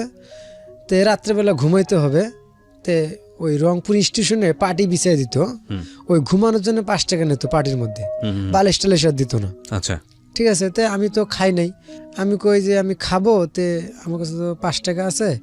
তে যে পার্টিওয়ালা বললো কি যে তুমি এক কাজ করো, তুমি ওই হোটেলে যা বলো, 5 টাকা দিয়ে বলো যে আমার কথা বলো যে পার্টিওয়ালা খাওয়াইতে গেছে, তাহলে ভালো করে খাওয়াই দিবে। আচ্ছা। তে 5 টাকা যা আসলো 5 টাকা দিয়ে দিলাম ওই পার্টিওয়ালারে, ওই হোটেলওয়ালারে দিয়া রাত্রেবেলা খাইলাম, খায়া শুইলাম। আমি কইলাম তখন একটু ঠান্ডা ছিল আবার। ঠিক আছে, আমি বললাম যে খেতা দিবেন না? খেতা দেবো। খেতা মেতা দিল না। রাত্রেবেলা ওই খালি পার্টিতে বালিশ ছাড়াই ঘুমাইলাম প্রথম। ঠিক আছে, তো ঘুমাইলাম। সকালবেলা ঘুমোর থেকে উঠলাম, এখন আবার খাইতে হবে। আমার চিন্তা কাজকর্ম করেই খাবো আমি। তে ওই একদম স্টেশনের সামনেই একটা ডাস্টবিন ছিল, ডাস্টবিনের সাইডে মেম্বারের ভাই একটা ছোট একটা হোটেল দিছিল আর কি। আচ্ছা, ভাড়া দিত হোটেলটা। আচ্ছা। তে ছোট্ট একটা হোটেল, রুটি বানাইতো আর ভাত ব্যস্ত, রুটি ব্যস্ত আর ভাত, এটাই। তে আমি ওখানে যা বলি যে কাজের লোক লাগবে। ও সরি, এর আগে আমি করি কি, ওই মাদ্রাসার যে পোশাক আশাকগুলো ছিল ওগুলো আমি একটা ব্যাগ পলিথিনের মধ্যে একটা বাসায় কয়া থুয়ে আসি যে আমি কয়দিন পরে এসে নিয়ে যাব। ঠিক আছে, মাদ্রাসার পোশাক দেখলে কেউ কাজে নেবে না। জি। তো সেই ক্ষেত্রে আমি ওই থুয়ে আসা পরে আমি বলি যে এরকম ব্যাপার, কাজের লোক লাগবে। কয় হ্যাঁ লাগবো, কি কাম পারো? আমি কই যা কাম দিবেন তাই পারবো। ঠিক আছে। পরে উজিরের দোকান ছিল ওইটা, ওই দোকানে উজিরে চালাইতো। পরে আমি দোকানে জয়েন করলাম। দিন 15 টাকা হাজিরা। আচ্ছা, 15 টাকা হাজিরা, আর হইলো খাওয়ান দাওয়ান সব দিবে। তা আল্লাহর রহমত ভালোই। কিন্তু কোহেনে একটা জিনিস ছিল কি, ওই রান্না বান্না যাই হতো ওই কয়েল খড়িতে আর কি, মানে আমাদের দেশে রংপুরে কয়েল খুঁড়ে কয় গোল গোল। ঠিক আছে, ধানের তুষ দিয়ে গুঁড়া দিয়ে বানানো, যেটা বানানো হয়। ঠিক আছে, কিন্তু এটা খুব কালি হয়। ওই দোকানটাই একদম কালি। আচ্ছা। ঠিক আছে, আমার মানে আমি তো মোটামুটি ফর্সা মানুষ, ওই কাজ কাম করতে গোসল করার জায়গা নেই, টয়লেট করার জায়গা নেই ওখানে। আবার গোসল করতে হলে প্রায় ওই রংপুর স্টেশন ছাইরা প্রায় 1 কিলোমিটারের মতন দূরত্ব, আর বেশি হবে। একটা ফার্ম আছে একটা, ওই ফার্মের মাঝখানে একটা পুকুর আছে, ওখানে গোসল করার জায়গা আর কি। তে ওখানে গোসল করতে যাই। আমার শরীরের এমন কন্ডিশন, শরীর পুরো একদম কালি, পুরো শরীরে জামা কাপড় যা আছে সব কালি। তে আমি ওখানে প্রায় 3-4 মাস আমি একটানা কাজ করি, হুম, হুম, হুম, 3-4 মাস একটানা কাজ করি, ওখানে আমার পুরো শরীর মানে কালি কালি হয়ে গেছে আর কি। হুম, হুম, হুম, পর 3-4 মাস পরে আমার নানা কেমনে জানি খবর, আমি নিখোঁজ, হারাই গেছি পুরো বাড়ির থেকে। মা তেমন তো ওখান থেকে কান্নাকাটি করে আল্লাহর কাছে দোয়া, শুনছি যে দোয়া প্রার্থনা করে আল্লাহর কাছে হুম, হুম, যে যেখানে থাকুক ভালো থাকুক জানি, হুম, এই পর্যন্তই, খোঁজাখুঁজি নাই। তো কেমনে জানি নানা খোঁজ পাইছে আমি রংপুর স্টেশনে ওখানে আসি, হুম, ঠিক আছে। পরে নানা একদিন আসে, আইসা আমি ওই টাইমে করি কি, ওই মানে হোটেলটা যে জায়গায় দেওয়া ওই জায়গায় মানে বৃষ্টি বাদল একটু হয়তো তখন হুম, হুম, হুম, মানে পানিগুলা সরাই দিতেছি হোটেলের সামনে থেকে ঝাড়ু দিয়ে। জি, আর আমার শরীরের এমনই একটা কন্ডিশন, মানে পুরা কালি শরীরটা, আমি ওই অবস্থায় চলাফেরা করি, ওই অবস্থায় খাবার দাবার দেই, ওই অবস্থায় কাজকাম করি। জি, মানে আমার যে আগে যে চেহারা ছিল, আমার নানার মতন মানে নানার সামনে দাঁড়ানোর সাহস আমার হইলো না। হুম, হুম, হুম, পরে নানারে আমি এক পলক দেখছি, নানা আমার এক পলক দেখছে, হুম, দেখে আমি নানারে দেখে দৌড়। পরে নানা অনেক ওখানে জিজ্ঞাসাকাশ করলো, কইরা নানা আবার প্রায় 18 কিলোমিটার কি 19 কিলোমিটার হবে এই পীরগাছা থেকে রংপুর, নানা হাইটে আইছে, নানার কাছেও কোনো টাকা ছিল না।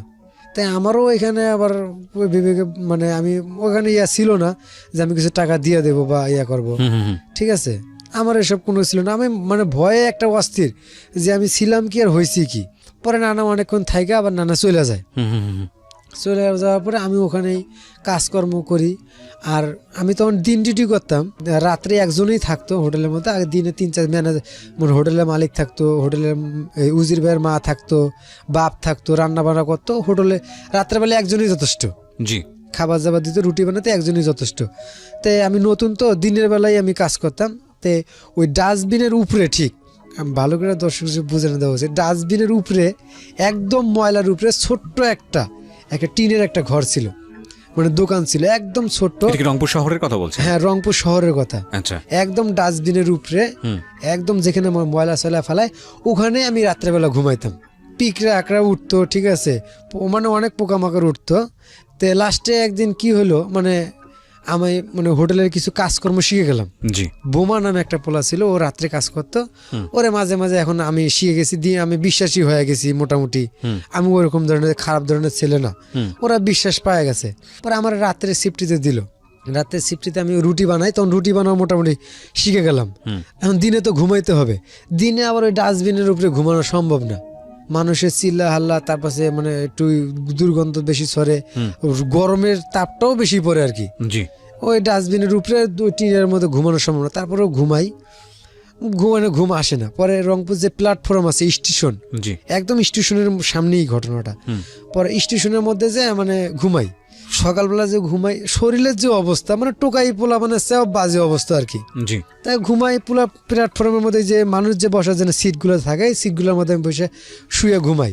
তো মানুষও করে কি, ওই পানির বোতল হাতে থাকে, আয়না দেয় শরীরের মধ্যে পানি ঢাইলা, হেই জমিদারের বাচ্চা, মানুষ বইতে পারে না, তুই এনে ঘুমাই রইছস, ঠিক আছে, মনে মনে নিজের সান্ত্বনা দিতাম, ঠিক আছে তো বসার জায়গা, আমি এনে ঘুমাবো কে। তারপরে ঘুমাইতাম কই রংপুর স্টেশনের মানে বিপরীত সাইডে, মানে ওই যে তেল মানে অন্য অন্য তেলের যে কোম্পানিগুলো আছে, মালগাড়ির থেকে তেল আনলোড করে, ওই ফাঁকা জায়গা আছে, কিছু ঘাস মাস আছে, রোদ্রে শ্যামা পড়ে, জি, দিনের বেলা ওখানেই ঘুমাইতাম। মানুষ আবার পায়খানাও করতো ওখানে রাত্রের বেলা, আমিও ওখানে পায়খানা করছি তখন। মানে ওই পায়খানা করার কোনো এরকম কোনো না ছিল না আগে, পাবলিক টয়লেট ওখানে আগে এরকম সিস্টেম ছিল না, আমি ওখানে করতাম। তো ওখানে এক ফাঁকে ভালো একটা পরিষ্কার জায়গা দেখে নিয়ে ওই ঘুমাই পড়তাম, ঠিক আছে। বুঝতে পারছি, মানে খুব অবর্ণনীয় জীবন আর কি যেটাকে বলে। হ্যাঁ, তার পাশে এভাবে দিন যাইতেছে, পরে এভাবে ঘুম আর হয় না। তো এক পর্যায়ে আমার বললো কি, ওই যে উজির ভাই বললো যে তুই আমার বাড়ির যেয়ে ঘুমাবি। আমি আচ্ছা ঠিক আছে, ভাবিটাও ভালো ছিল। তো বাড়ির যাইতাম, ওর একটু দূর হইতো আর কি, হাইটে যে ঘুমাইতাম ওখানে। এর মাঝখানে আমি একটা কথা বলি, বাড়ি ঘর দুয়ার তো সবই ছাড়লাম, হোটেলের খাবার কিন্তু কার মানে ওরকম মায়ের হাতে রান্না বা নানির হাতে রান্না, রাইট, মায়ের হাতে রান্নার মতো না। হোটেলের রান্না ভাজা আর ওই আটা দিয়ে ঝোল বানায় ব্যস্ত, আচ্ছা, এটা আমার মানে ভালো লাগতো না। তো ওই হোটেলে একটা মাছ রান্না করতো, কাজুলি মাছ নামে আমার দেশে পরিচিত, ঢাকায় সুরমা মাছ করে কয়। জি, ওই মাছটা ভাজতো না, মানে রান্না করতো মানে দেশের মানে দেশের স্বাদ, মানে মায়ের হাতের স্বাদ বা বাড়ির মতো রান্না হইতো। আমি আবার ওই মাছটা আবার হোটেলে কাজ করতাম, ওই মাছটাই হোটেল থেকে কিনে খাইতাম আমার টাকা দিয়ে, যে আমি খাইতাম আর এই কথা মনে করতাম যে আমি মায়ের হাতে রান্না খাইতেছি বা নানির হাতে রান্না খাইতেছি বা এরকম আর কি। যে হোটেলে কাজ করতেন ওই হোটেলের থেকে কিনে খেতে হতো। জি, ওই মাছটা শুধু, মানে মাছটা ভাজতো না তো, মানে ভালোই লাগতো স্বাদটা আর কি। আর এই মাছটা আমার নানি খুব পছন্দ করতো। আচ্ছা, তো ওই মাছটা আমি কিনে খাইতাম আর মনে করতাম কি নানির সাথে খাইতেছি, এগুলো মনে করতাম। এই যে কল্পনাগুলো যখন শুরু আসলো তখন আমার রাত্রেবেলা আর ঘুম হইতো না। মানে একটু যখন কল্পনা বোঝা শুরু করলাম, এই পিছনের যে কল্পনাগুলো আগে কোনো কল্পনা করে নেই, খালি খাবো কেমনি এই চিন্তা। এখন খাওয়ার চিন্তা সব ঠিক আছে, এখন যে এই যে কল্পনা শুরু করলাম যে আমার মা কই, বাপ কই, নানি কই, আর আমি কই যাব এখন, কি করব এখন, তখন আর ঘুম হইতো না। তখন থেকেই আমি আবার শুরু করে দিলাম, এই সিগারেটটা বয়ে বয়ে ওই যে ফার্মে যে ছিল ওখানে আবার ওই গোসল করতে যেতাম, অনেকে খাইতো, সিগারেট খাইলে একটু মাথা ঘুরতো, আবার মাথা ঘুরলে পরে না শুইলে একদম ঘুম ধরে যেত, ভালোই লাগতো। তো ওই পর্যায়ে ওইখান থেকে আমার বিড়ি টিড়ি, সিগারেট মিগারেট, স্মোকিং এগুলো খাওয়া শুরু করি, এভাবে চলতে থাকে। তারপরে একদিন ওই উজির ভাইয়ের বাড়িতে যাব ঘুমানোর জন্য, দিনের বেলা নাইট ডিউটি করে দিনের বেলা ঘুমাইতে যাব। তে আমার ওই যে কাগজ চোপড়গুলো ছিল এগুলো ইয়ার মধ্যে ছিল, ওই ডাস্টবিনের উপরে যে দোকানটা, একদম ডাস্টবিন কিন্তু ডাস্টবিনের ময়লা দিয়ে ভরা, তো ওখানে ওই দোকানটা ছিল, ওইটার উপরে মানে আমরা থাকতাম, কাগজ চোপড় ছিল। তো আমি কাগজ চোপড় নিয়ে কাগজ চোপড়ের কাপড় একটা চেঞ্জ করে আমি আবার গেছি উজির ভাইয়ের বারাসার দিকে যাব, ওইখানে যা ঘুমাবো, গোসলটা করে একটা গামছা করে গোসল করে ঘুমাবো। তো যাওয়ার সময় ওই আমার প্যান্টের মধ্যে এমন মানে আমরা আপনার চিনেন না তা জানি, মানে চামুকুন যাকে বলে, এটা কি জিনিস? চামুকুন শৈলের মানুষের শৈলের মধ্যে হয়, গরুর শৈলের মধ্যে হয়, একটা উকুন টাইপের আর কি। ঠিক আছে, মানে অনেক বড় একটা দলা, মানে লক্ষ লক্ষ। আপনার শরীরে উকুন? হ্যাঁ, আর প্যান্টের মধ্যে মানে কিভাবে জানি জল মনে হয় ওই ডাস্টবিনের উপর থেকে প্যান্টের উপরে আসে লক্ষ লক্ষ। তা আমি এক পর্যায়ে যাইতাছি, যাওয়ার পথে ওই প্যান্টটা পড়ছি, তো আমার শরীর মানে চুলকায়া শেষ, পুরো শরীর আমার ইয়া করে ধরছে এই চামুকুনটা আর কি। তো এক পর্যায়ে আমি টিকতে পারলাম না যে কি এদিকে আমার নিচের দিকে চুলকাইতেছে বেশি, যে কি আমার দেখতে হবে। সে একবার মোটামুটি আমার টয়লেটেরও চাপ আসে, তা আমি একটা খালি একটা জায়গা যাই, ওখানে একটা ঝুট মেল মানে ঝুট পাট মানে আর কি ভাস করে বাঁধতো, বাইন্দে অন্য অন্য জায়গায় দিয়ে পাঠাইতো। তাই আমি ওখানে বসে টয়লেট করতে বসলাম দিনের বেলা, একটা ঝোপঝাড়ের মধ্যে টয়লেট করতে বসলাম। আর দেখি কি আমার প্যান্টের নিচে মানে খুলছি তো প্যান্টটা দেখা যায় ওই জায়গার মধ্যে উকুনের ভরা, একদম চামুকুনে ভরা। হয়তো ঘেন্নার মতো একটা অনুভূতি আসছে প্রিয় শ্রোতা, এটা অস্বীকার করার কোনো উপায় নেই, কিন্তু পরিস্থিতি তাকে কতটা নির্মমতার জায়গায় নিয়ে গেছে দেখেন। এরকম মানুষ বিরল না, আমাদের ঢাকা শহরে অনেক মানুষ আছে ডাস্টবিনের পাশে পড়ে থাকে। আমরা এই যে অনুষ্ঠান শুনে কালকে যখন রাস্তায় হাঁটা শুরু করবো আমাদের চারপাশেই পড়বে, আমাদের ভিতরে কোনো অনুভূতি জাগে না। বিলিভ মি ওয়ান থিং, মানে আমার কাছে মনে হয় যে আমরা আসলে কোন একটা জড়তার মধ্যে থাকি। একটু যদি মনটা নরম করি, যদি ভাবি যে আল্লাহ তোমাকে ওই জায়গাটাও রাখতে পারতো, ও আজকে যে জায়গাটায় আছে সেখানে তো আমিও থাকতে পারতাম। কিংবা যে ছোট বাচ্চাটা আপনার কাছে হাত পাততেছে, কি এমন হবে ওকে যদি আপনি 100 টাকা পকেট থেকে বের করে দেন, আপনি গরিব হয়ে যাবেন? আপনার তো অনেক আছে। কি এমন হবে যদি আপনি ওকে একটা ভালো কিছু একটা কিনে দেন? আপনার ওই সময়টা মনে হতে পারে আরে ওরা তো ব্যবসা করে, এরা তো পয়সা টয়সা নিয়ে বাড়ি থেকে বাড়ি করতেছে, গাড়ি করতেছে। আজ পর্যন্ত মানুষের কাছে হাত পেতে কেউ কোটিপতি হয়েছে? তাহলে এই মানুষগুলোকে আপনার দিতে সমস্যা কোথায়? কিংবা সেও যদি হয়েও থাকে, আপনি যদি ধর্মীয় দৃষ্টিকোণ থেকে দেখেন, আপনি যাকে গরিব মনে করে দিলেন সেটা তো সব হবেই, সে যদি আপনার সঙ্গে চিট করে থাকে সেটা তার সমস্যা। তো তাহলে দেওয়ার জন্য কত রকমের চিন্তাভাবনা আছে, পজিটিভ চিন্তাভাবনা। ভাই, কেউ বড় লোক হয় না। আপনার মনে হতে পারে নেশা করে, আপনার মনে হতে পারে সে উল্টাপাল্টা করবে আপনার টাকা দিয়ে, আপনার মনে হতে পারে এটা করতে পারে, তাহলে তো আপনি কাউকেই সাহায্য করবেন না। ঠিক আছে, নেশা করলে আপনি তাহলে এনশিওর করেন যে ঠিক আছে আপনার টাকাটা প্রপারলি সে ইউজ করবে, কিন্তু আপনি দান করা থেকে তো বিরত থাকতে পারবেন না। তারপরে ওই পোকাগুলো এখন তো সরল ফালানো সম্ভব না। পরে ওই অবস্থায় যাই হোক ওই বাসায় চলে গেলাম, যে মুখ গোসল করলাম, মোটামুটি গোসল করার পরে একটু ফ্রেশ ট্রেশ হয়ে শোবো, মানে পুরো শরীরে ওই উকুনগুলো আর কি পরার মতো না, কিন্তু ওগুলো শরীর থেকে পড়বে না, চামুকুন জায়গা বলে, মানে ছোট ছোট একদম ছোট ছোট লেগে থাকে। হ্যাঁ, তাই আমি মানে খাটের মধ্যে সাইডে আর একটা পুরানো চৌকি আছে, ওখানে ঘুমাবো। তো বইছি, চুল কাইতেছে, তো চিরুনি নিয়ে মাথাটা আশ্রিতেছি না, একদম চিরুনির মধ্যে অনেকগুলো উকুন হয়ে গেছে। তো ওই ভাবি আবার দেখছে, দেখার পরে আমার সিচাক্কা দিতেছে, কয় তুই আজকের পর থেকে আর আসবি না, এখানে ঘুমাবি না, তো শরীরে চামুকুন দিয়ে ভরা, আমার পোলাপানে আর ঘুমাইতে পারবো না, লাস্টে আমার পোলাপানের মধ্যেও এগুলো হবে। এটাই স্বাভাবিক, এটাই কোয়া স্বাভাবিক। আমি তাই মনে করলাম, মনে করার পরে আমি ওখান থেকে আর পরের দিন থেকে যাই না, মানে যতটুকু একটু ঘুমানোর জায়গা হয়েছিল সেটাও নষ্ট হয়ে গেল। পরে ডাস্টবিনের উপরে ঘুমাই, ওই রেল স্টেশনে ঘুমাই, এভাবে ঘুমাইতে ঘুমাইতে থাকি। তার রংপুরে আর ভাল লাগে না, যে ঢাকায় যাব, ঢাকায় যায় মানুষ কত কি করে। ঠিক আছে, ঢাকায় যায় দেখি, ঢাকায় যায় আমি কি করতে পারি, ঢাকায় ভালো ভালো হোটেল আছে, আমার কাছে প্রায় 100 টাকার মতো ছিল। আচ্ছা, টাকা পয়সা রাখতে পারতাম না, টাকা পয়সা কাজ করতাম না, মানে ছোট ছিলাম তো ওই টাইমেও, বয়স একদমই অল্প ছিল। পরে রাত্রে এই মডার্নে আসার পরে সবাই কয়াটয়ে আসি আমি, আসার পরে এখানে আমি আর একটা কথা বলি, এখানে আমি একটা টুকাই যাইতে চাই, টুকাই কাজে। আচ্ছা। যে ওখানে করে টুকাই পোলাপান আছে, টুকাই, ও কিন্তু আসলে টুকাই না, ওরা চুরি করে। তো ওরা দেখি ভালো চলাফেরা করে, ভালো কিছু করে, হোটেলে এটা খায় ওটা খায়, ঠিক আছে। তা আমি একদিন বলি আমিও তো ওগুলোকে টোকাই কাজে জড়িত হয়ে যাবো। আচ্ছা ঠিক আছে, কয় আচ্ছা ঠিক আছে, মেম্বারের লগে দেখা করিস, সিগনেচার করিস, আচ্ছা ঠিক আছে। একদিন রাত্রেবেলা দেখি কি ওদের ইচ্ছে মতন গণ ধলে দিতেছে টোকাইদের। হ্যাঁ। আচ্ছা। পরে দেখি কি শুনি কি ওরা চোর, অরিজিনালের চোর, আমার কাছে চুরি করা সম্ভব না। ঠিক আছে, আমি আবার ওই যে ঢাকার দিকে মুভ করলাম, ঢাকার দিকে চলে গেলাম। পরে ঢাকায় 30টে মডার্নে গেলাম, যে বাসের লগে কন্ট্যাক্ট করলাম, 30 টাকা ভাড়া, আমরা ঢাকায় গাবতুলানে নামাই দিব, 30 টাকা ভাড়া। পরে বাসের মধ্যে উঠলাম, গাবতুলে এসে সকালবেলা নামাই দিল, এক বাটপারের হাতে পড়লাম সকালবেলায়। ঠিক আছে, আমার কাছে 70 টাকা ছিল, আমি নাস্তা পানি করি নাই। তো বাটপারটা দেখছে কি গাড়ির সামনে লেখা আছে ঢাকা রংপুর। জি। ওই বাটপারে আমার করলো কি, গাড়ির সামনে আমি আইতাছি, একটু হাঁটার পরে কয় ভাই ভালো আছেন? আমি কই হ্যাঁ। কয় আপনার বাড়ি কই? তো ওই সিটারে করলে ওই লোকটা বললো কি যে আমার বাড়ি মিঠাপুকুর। তা আমি আর রংপুর বললাম না, আমার বাড়ি, আমি করলাম যে আমার বাড়ি পীরগাছা। কয় তুমি তো আমার দেশি লোক, কোন জায়গায় যাবা? ঠিক আছে, আমি কই কোনো জায়গায় যাবো না, আমি এই জায়গায় কাজের সন্ধানে আইছি। কয় কি কাজ পারো? আচ্ছা। আমি কই কোনো কাজ তো পারি না, হোটেলে কাজ পারি। কই হোটেলে কাজ কোনো কাজ হলো? দেখো গাবতলির থেকে মোড়ে আইছি, গাবতলির মোড়ে ওই জায়গায় বালু জাহাজ থেকে নামাইতেছে, টাকা এখানে খালি নামাইতে পারবা? আচ্ছা। আমি কই না, বালু টলু এগুলো আমি পারবো না, এত ওজন কাজে পারবো না। কয় তুমি তো বিপদে ফালাই দিলা, এখন কি করা যায়? কয় আছে যাই হোক, সাবান প্যাকেট করতে পারবো সাবান কোম্পানিতে? আমি কই হ্যাঁ এগুলো পারবো। কয় 3000 টাকা বেতন। আমি কই 3000? মনে মনে কই কত টাকা, 3000? তাহলে তো আমি মায়ের জন্য ভালো কিছু নিয়ে যেতে পারবো। তখন আবার মার চিন্তা উঠলো একটু, নানি তো নাই, ঠিক আছে, নানির নামে এটা ওটা করতে পারবো, মামি আমার চুরি করে টাকা দিছিল, মামির জন্য কিছু করতে পারবো আমি, এরকম কিছু চিন্তা ভাবনা আসলো। 3000 আমার কয় কি ওই যে সাবান ফ্যাক্টরি। কয় আচ্ছা ঠিক আছে চলো। কয় তুমি কি নাস্তা খাইছো? আমি কই না নাস্তা খাইনি। কয় যাও ওই নদীর মধ্যে হাত মুখ দিয়ে নাস্তা খাও।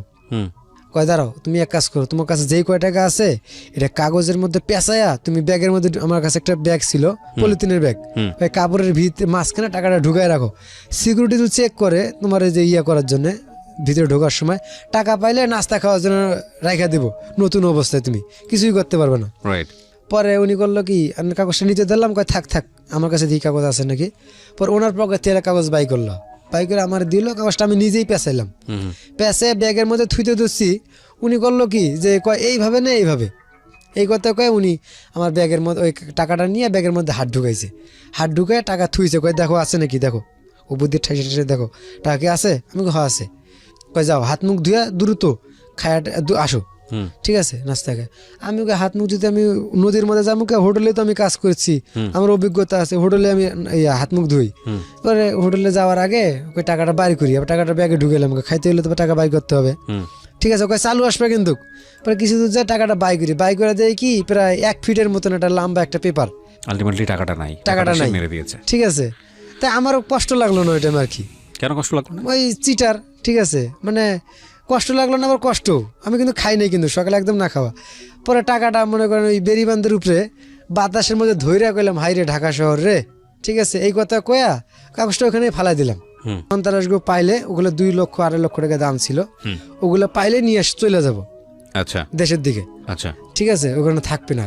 তো এরকম চিন্তা ভাবনা ছিল। তো এগুলো পাইতো না, ছোট ছোট ওগুলো পাইতো, ওগুলো দোকানে থাকতো। তো আমি একদিন সিগারেট বাই করার জন্য দোকানে মানে ক্যাশের পিছনে হাত দিছি, আর আমার হাতের মধ্যে একটা ওই এসে বসছে আর কি, পিস্তল এসে বসছে। আমি ভয়ে তো অস্থির, যেটা কি। তারপরে সে কইলো ভয়ের কিছু নাই, ঠিক আছে, এটা থাকে সবসময়, ওই দিয়ে যায়, ওরা আবার নিয়ে যায়। তারপরে ওরা এটি নিয়ে গেল। আমি বললাম না, এটি দোকানে থাকলে আমি কাজ কাম করবো না, জি, ঠিক আছে, আমি একদম না আশঙ্কা দিয়ে দিলাম।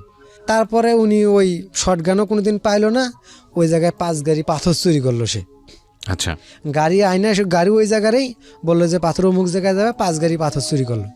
সে পাথর নিয়ে টাকা পয়সা নিয়ে সব পলাই গেল। সে পলাই যাওয়ার পরে সে ওইখানে, আমি দোকান আবার নিঃস্ব হয়ে গেলাম, পরে ওইখানে আবার লেবারি কাজ করতাম, তখন আমি মোটামুটি বয়স হয়ে গেছে, শক্তি মুক্তি হয়েছে। তার পাশে আমি ওখানে কাজ কাম করতে থেকে আমি বন্ধুদের পরিচয় হয়ে গার্মেন্টসে এক পর্যায়ে চাকরি করি। আচ্ছা, গার্মেন্টসে কাজ করতে করতে করতে করতে মোহাম্মদপুরে একটা গার্মেন্টসে চাকরি করি, ওই একিএস গ্রুপ। ঠিক আছে, আমার ওই টাইমে একটা কথা বলি, আমার শরীরের ওজন ছিল, আমার বয়স ছিল প্রায় 22-23 বছর বয়স ছিল, আর আমার শরীরের ওজন ছিল 39 কেজি। আচ্ছা, ওই সময় আমার বুকের হাড্ডি সব দেখা যেত। তো একিএস গ্রুপ ওইটা, ঠিক আছে, ওইখানে গার্মেন্টস ভাড়া ছিল, ওই গার্মেন্টসটা ভাঙ্গায় হিমায়তপুরে নিয়ে যাবে, নিজের ফ্যাক্টরি করছে। তো যেহেতু ভাঙ্গা ভাঙ্গি করবে, লোকজনের কিছু শর্ট পড়বে, অনেক লোকজন যাবে অনেকজন যাবে না, সেই ক্ষেত্রে আমার ওখানে চাকরি নিলাম।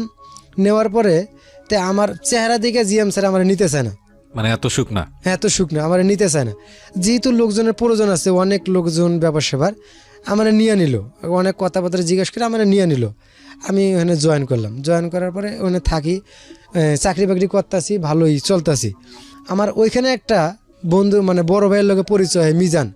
আমার সমাজ কি জিনিস, আমার মানুষ কি জিনিস, আমার এগুলো শিখাইলো। এর আগ পর্যন্ত আপনি তেমন একটা আইডিয়াও পান না। ফ্যামিলি কি জিনিস, মানে কিভাবে মানুষের লোকে চলাফেরা করতে হয়, কিভাবে কি করতে হয়, আমি কিচ্ছুই জানি না। আমি এমন একটা জগতে ছিলাম, অনেক কজন ছিল ওই জায়গায়, মামা ভাগ্নে, ঠিক আছে। তে আমার তো বললাম যে এই মানে একেএস গ্রুপে ঢোকার আগে আমার ওজন ছিল 39 কেজি। তো ওরা আবার শরীরের যত্ন করতো, আমি আবার শরীরের যত্ন মতো কোনো সময় করতাম না, আর ওই টাইমে কোনো কিছু বলতে বুঝতাম না। তো ওদের সঙ্গে যখন মেসে থাকা শুরু করলাম, তো ওরা শরীরের যত্ন করে, ভিটামিন খায়, ক্যালসিয়ামের ট্যাবলেট খায়, পরে বিভিন্ন রকমের ভালো ভালো খাবার খায়। তখন আমি ওদের সঙ্গে থেকে আস্তে আস্তে খাওয়া শুরু করলাম। আর সেই বড় ভাইটা হলো মিজান ভাই। তাই খাওয়া শুরু করলাম, আল্লাহর রহমতে আস্তে আস্তে মনে করেন আমার শরীর ফেরা শুরু হলো। আর ভালো টাকা বেতন পাইতেছি, তখন প্রায় 5-6 হাজার টাকা করে বেতন মাসে পাইতেছি, 6,000-7,000 এরকম বেতন পাইতেছি, ভালো চলতেছি, ভালো পোশাক আশাক।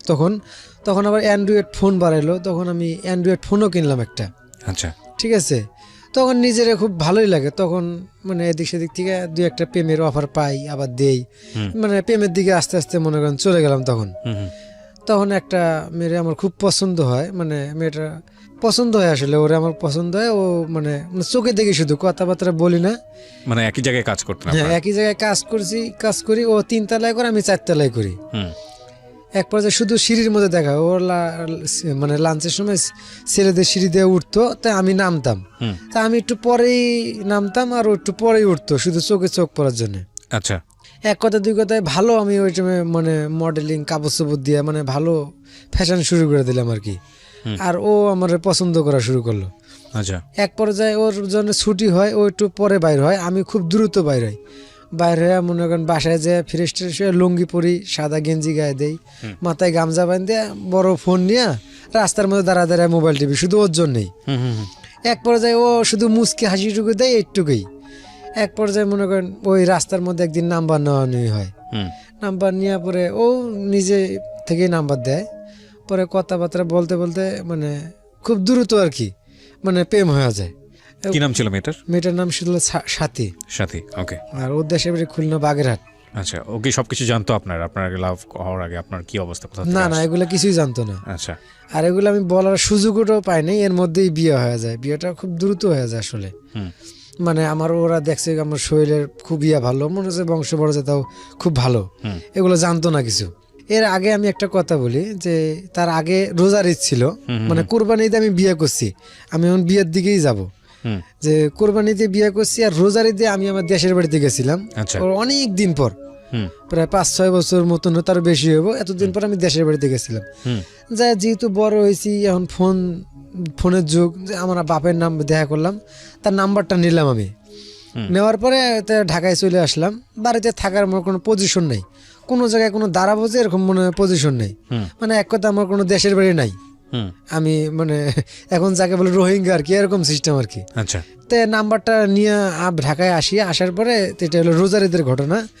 কোরবানি ঈদে পরে এক পর্যায়ে আমি আবার আমার তো দেশের বাড়ি নেই, আমি কোন ঈদেতে দেশে যাই না, আমার দেশের বাড়ি থাকলে তো আমি যাব, আমি ঢাকায় থাকি।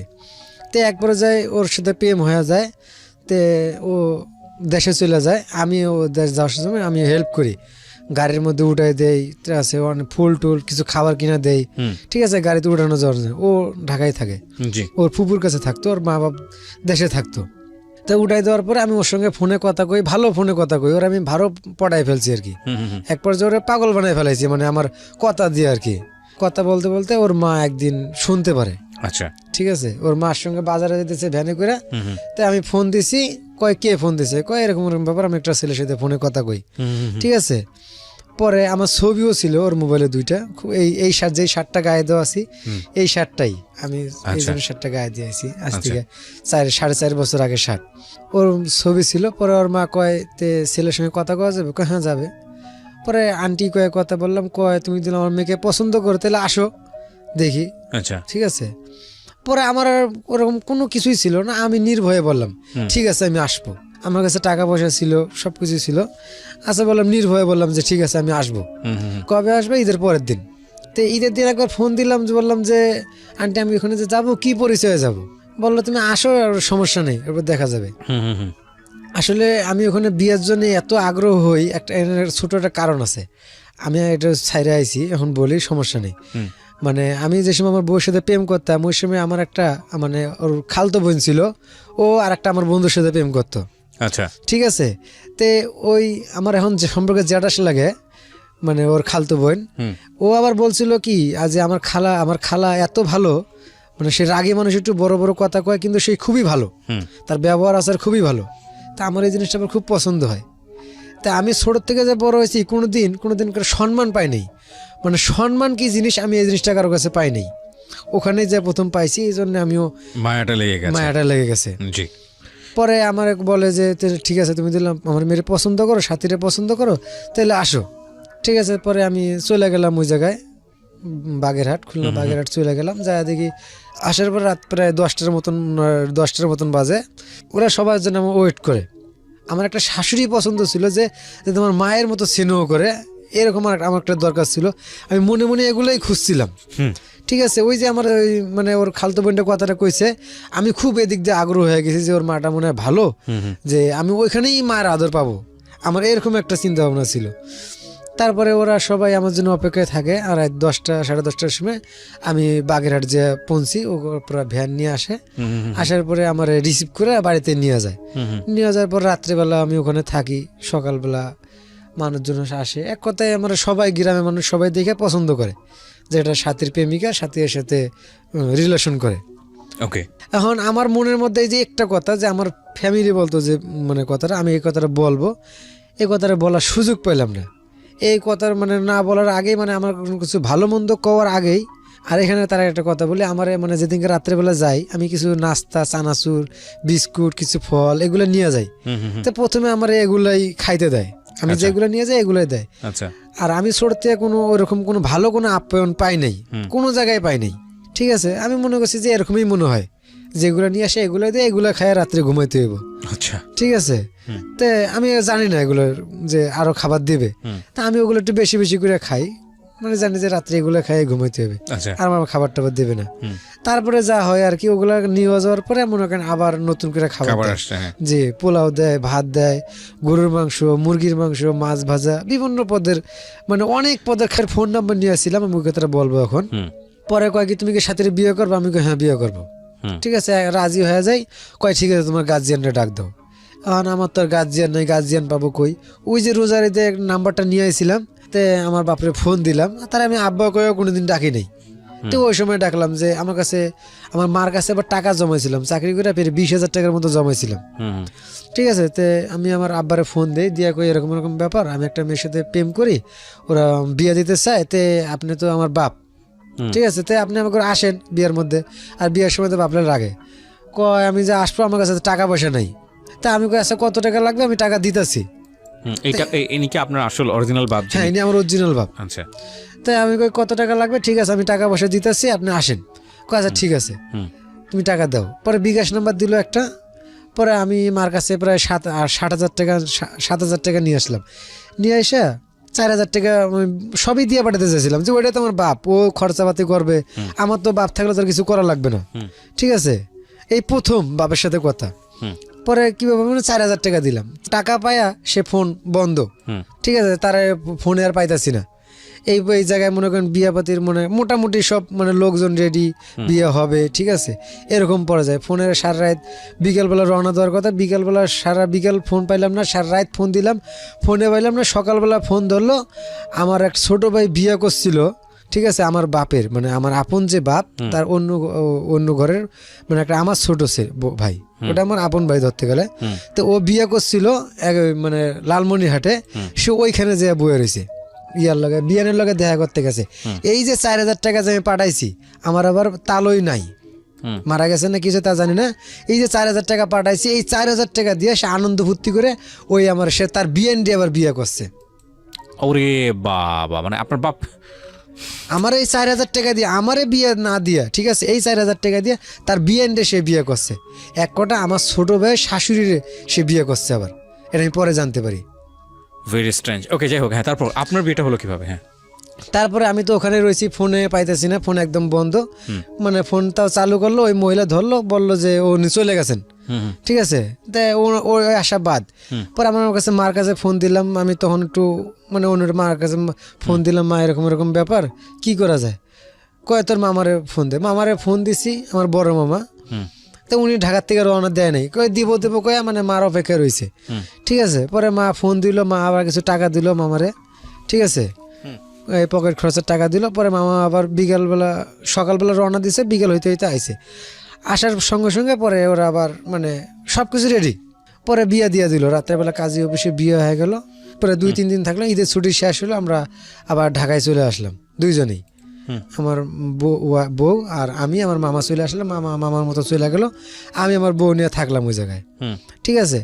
থাকার পরে একদিন পরে আমি আবার আমার শাশুড়িরে সব কথাগুলো খুলে বললাম যে মা, আমি তো আপনাদের ব্যস্ততার কারণে কথাটা বলতে পারিনি, আপনারা তো খুব ব্যস্ত হয়ে গেছিলেন, আর আমিও এই ব্যস্ততার মাঝে জিনিসটা বলতে পারি নাই, আমার একটা মানে ইয়ে আছে, পারিবারিক একটা সমস্যা আছে। কে বাবা বলো, সমস্যা নেই। পরে সব কথাটাই বললাম, আমার বউ কিন্তু তখন জানে না এই কথাগুলো। তো এক পর্যায়ে সব কথাগুলো বললাম যে আমার বাপ এরকম, মা এরকম, খুলে বললো। পরে ওটা কোনো মাইন্ডে নিল না, আচ্ছা যা আবার হয়ে গেছে, ঠিক আছে, তোমরা দুইজনেই ঠিক মতো সংসার করো, এটাই। পরে আমার বউরও আস্তে আস্তে সব বললাম, ও আবার এইসব কথাগুলো শুনতে চায় না। আচ্ছা, মানে আমার জীবনে এত কষ্ট এখনো যদি বলি সে শুনতে চায় না, থাক, ওগুলো যা হয়েছে ওগুলো আমার শোনার দরকার নেই। আচ্ছা, তো আজকে সেই মূলত আপনি জীবনে এত সময় ধরে আপনি আপনার গল্প এত সময় ধরে আর কারো কাছে বলি নেই। আচ্ছা, তো বিয়ে করলেন আপনি, তারপরে সংসার জীবন শুরু হলো। হ্যাঁ, সংসার জীবন শুরু হলো। সংসার জীবন দুইজনে চাকরি বাকরি করি। চাকরি বাকরি করার মাঝখানে আমরা 1 বছরের মধ্যে একটা বাচ্চা পেটে আসে। পরে ও চাকরি বাকরি করে, অফিস থেকে কিছু টাকা পায়।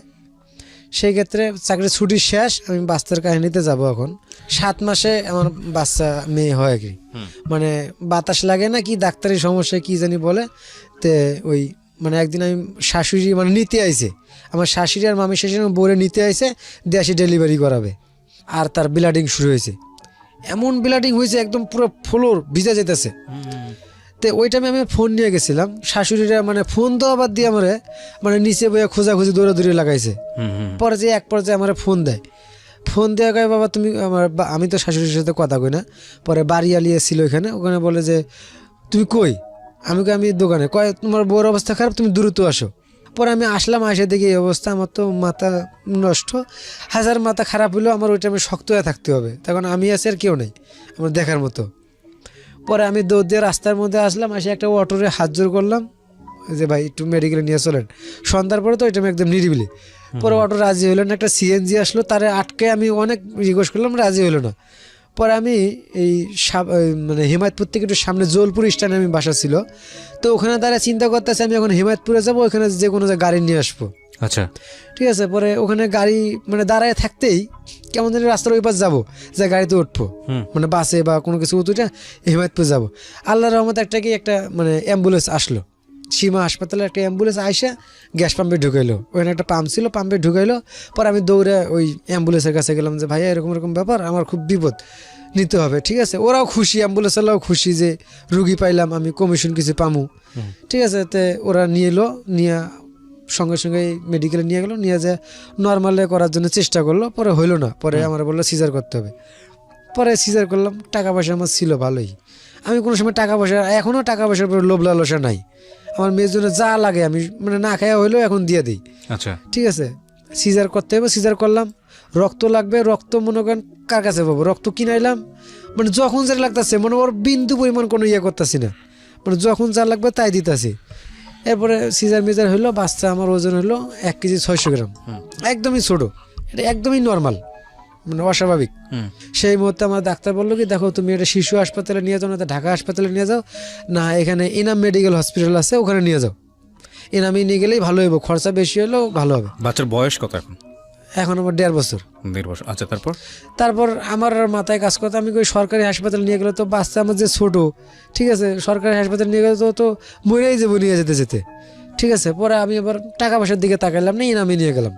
ইনামি নিয়ে যাওয়ার সঙ্গে সঙ্গে আমার বললো যে আইসিইউতে রাখতে হবে, আপনার পার ডে খরচ হবে 17 থেকে 20,000 টাকা প্রতিদিন 24 ঘন্টায়, 17 থেকে 20,000 টাকা খরচা হবে। আমি আবার কোনো টাকা পয়সার দিকে তাকাইলাম না, আমার একটা কিছু আছে টাকা পয়সা ছিল ওই টাইমে। পরে আমি ভর্তি করে দিলাম, ভর্তি করে দেওয়ার পরে ইনামে আইসিইউতে ভর্তি হইলো। আমার বউ এদিকে ওই সীমা হসপিটালে, আমি একাই, মানে আধা ঘন্টা পর পর আমি মনে করেন ছুটাছুটি করতেছি এই হাসপাতাল থেকে এই হাসপাতালে, মানে আধা ঘন্টাও লাগে না, আইতাছি যাইতেছি এরকমই করতে করতে এক পর্যায়ে ওখানে আর যারা অনেক বাচ্চা আনছিল ওদের সাথে কথাবার্তা বলার পরে আমার বাচ্চা ওদের সঙ্গে আমার কাছে আল্লাহর রহমত অনেক সুস্থ মনে হয়। ঠিক আছে, পরে আমার কয় ভাই এখানে থাকলে আপনি মারা যাবেন, টাকা পয়সা দিতে পারবেন না, আপনি নিয়ে যান আপনার বাচ্চারে, নিয়ে যান কোনো সরকারি হাসপাতালে ভর্তি করেন, না হয় অন্য ব্যবস্থা করেন। আমার বাচ্চা সুস্থ মনে হয় আমার কাছে সব দিক দিয়ে, মানে কথাবার্তা শুই না, ডাক্তারের কাছেও শুই না মনে হয়, এবং মানুষের মুখেও, মানুষ তো অনেক কিছুই জানে, মানুষ ডাক্তার না হলেও মানুষের মুখের কথা অনেক কিছুই। পরে আমি এক কথা রিলিজ করাইলাম, 2 দিন পরে আমার প্রায় 30,000 টাকার মতন বিল আসলো 2 দিনে। ঠিক আছে, পরে ওই বিল টিল দিয়ে আমি মানে টাকা আবার এই সময় কারো কাছে নাই, প্রায় 70-80,000 টাকার মতো। আপনার বাচ্চাটার কি হলো এটা বলেন। আপনি বাচ্চাটার পিছনে খরচ করেছেন যেভাবেই পারেন না কেন, পয়সাগুলো খরচ করেছেন, টাকা পয়সা খরচ করে বাচ্চাকে সুস্থ করেছি। পরে আমার বউরে এনে টাকা তো কে দেখবে এখানে, পরে আমার বউরে ওই অবস্থায় পরে গাড়ি দিয়ে খুলনা বাগেরহাট পাঠাই দিলাম। পাঠিয়ে দেওয়ার পরে ওখানে এখন ওই প্রায় 8-9 মাস থাকলো, থাকার পরে আবার আইছে। এখন আপনার ওয়াইফ কি আপনার সঙ্গে থাকে? হ্যাঁ, এখনো ওয়াইফ আমার সঙ্গে থাকে। কি করেন আপনি? আপনি গার্মেন্টসে জব করি। আপনার ওয়াইফ এখন কিছু করে না, বাসায় বাচ্চা কাচ্চা দেখে। আপনার সংসারটা মোটামুটি সচ্ছল? হ্যাঁ, এখন আল্লাহর রহমত ভালোই চলতেছে। আচ্ছা, পয়সা টয়সা খেয়ে ঠেয়ে কিছু থাকে না? থাকার ওরকম সিস্টেম নাই। কিন্তু দিন শেষে তো না খেয়ে থাকতে হয় না, কারো কাছে হাত তো পাততে হয় না। আজকে এই জীবন গল্পটা প্রচার করতে গিয়ে প্রিয় শ্রোতা, বহুবার চোখের কোণে অনেকেরই আমি জানি যারা শুনেছেন, বা আমার নিজেরও অনেকবার চোখের পানি এসছে। মামুনের যে জীবন গল্প, এই জীবন গল্পে ভয়ানক রকমের সংগ্রাম, খুব অল্প করেই এখানে আজকে আমরা যতটুকু আনতে পারি। আমার জীবনে আরো অনেক কষ্ট আছে, আমি জানি স্বল্প সময়ে তুলে নেওয়া সম্ভব না, কিন্তু একটা জিনিস দেখেন, ওর পরাজয় হয়নি। কিভাবে পরাজয় হয়নি আমি আপনাকে বলি। আপনার তো ছেলে হয়েছে না? মেয়ে।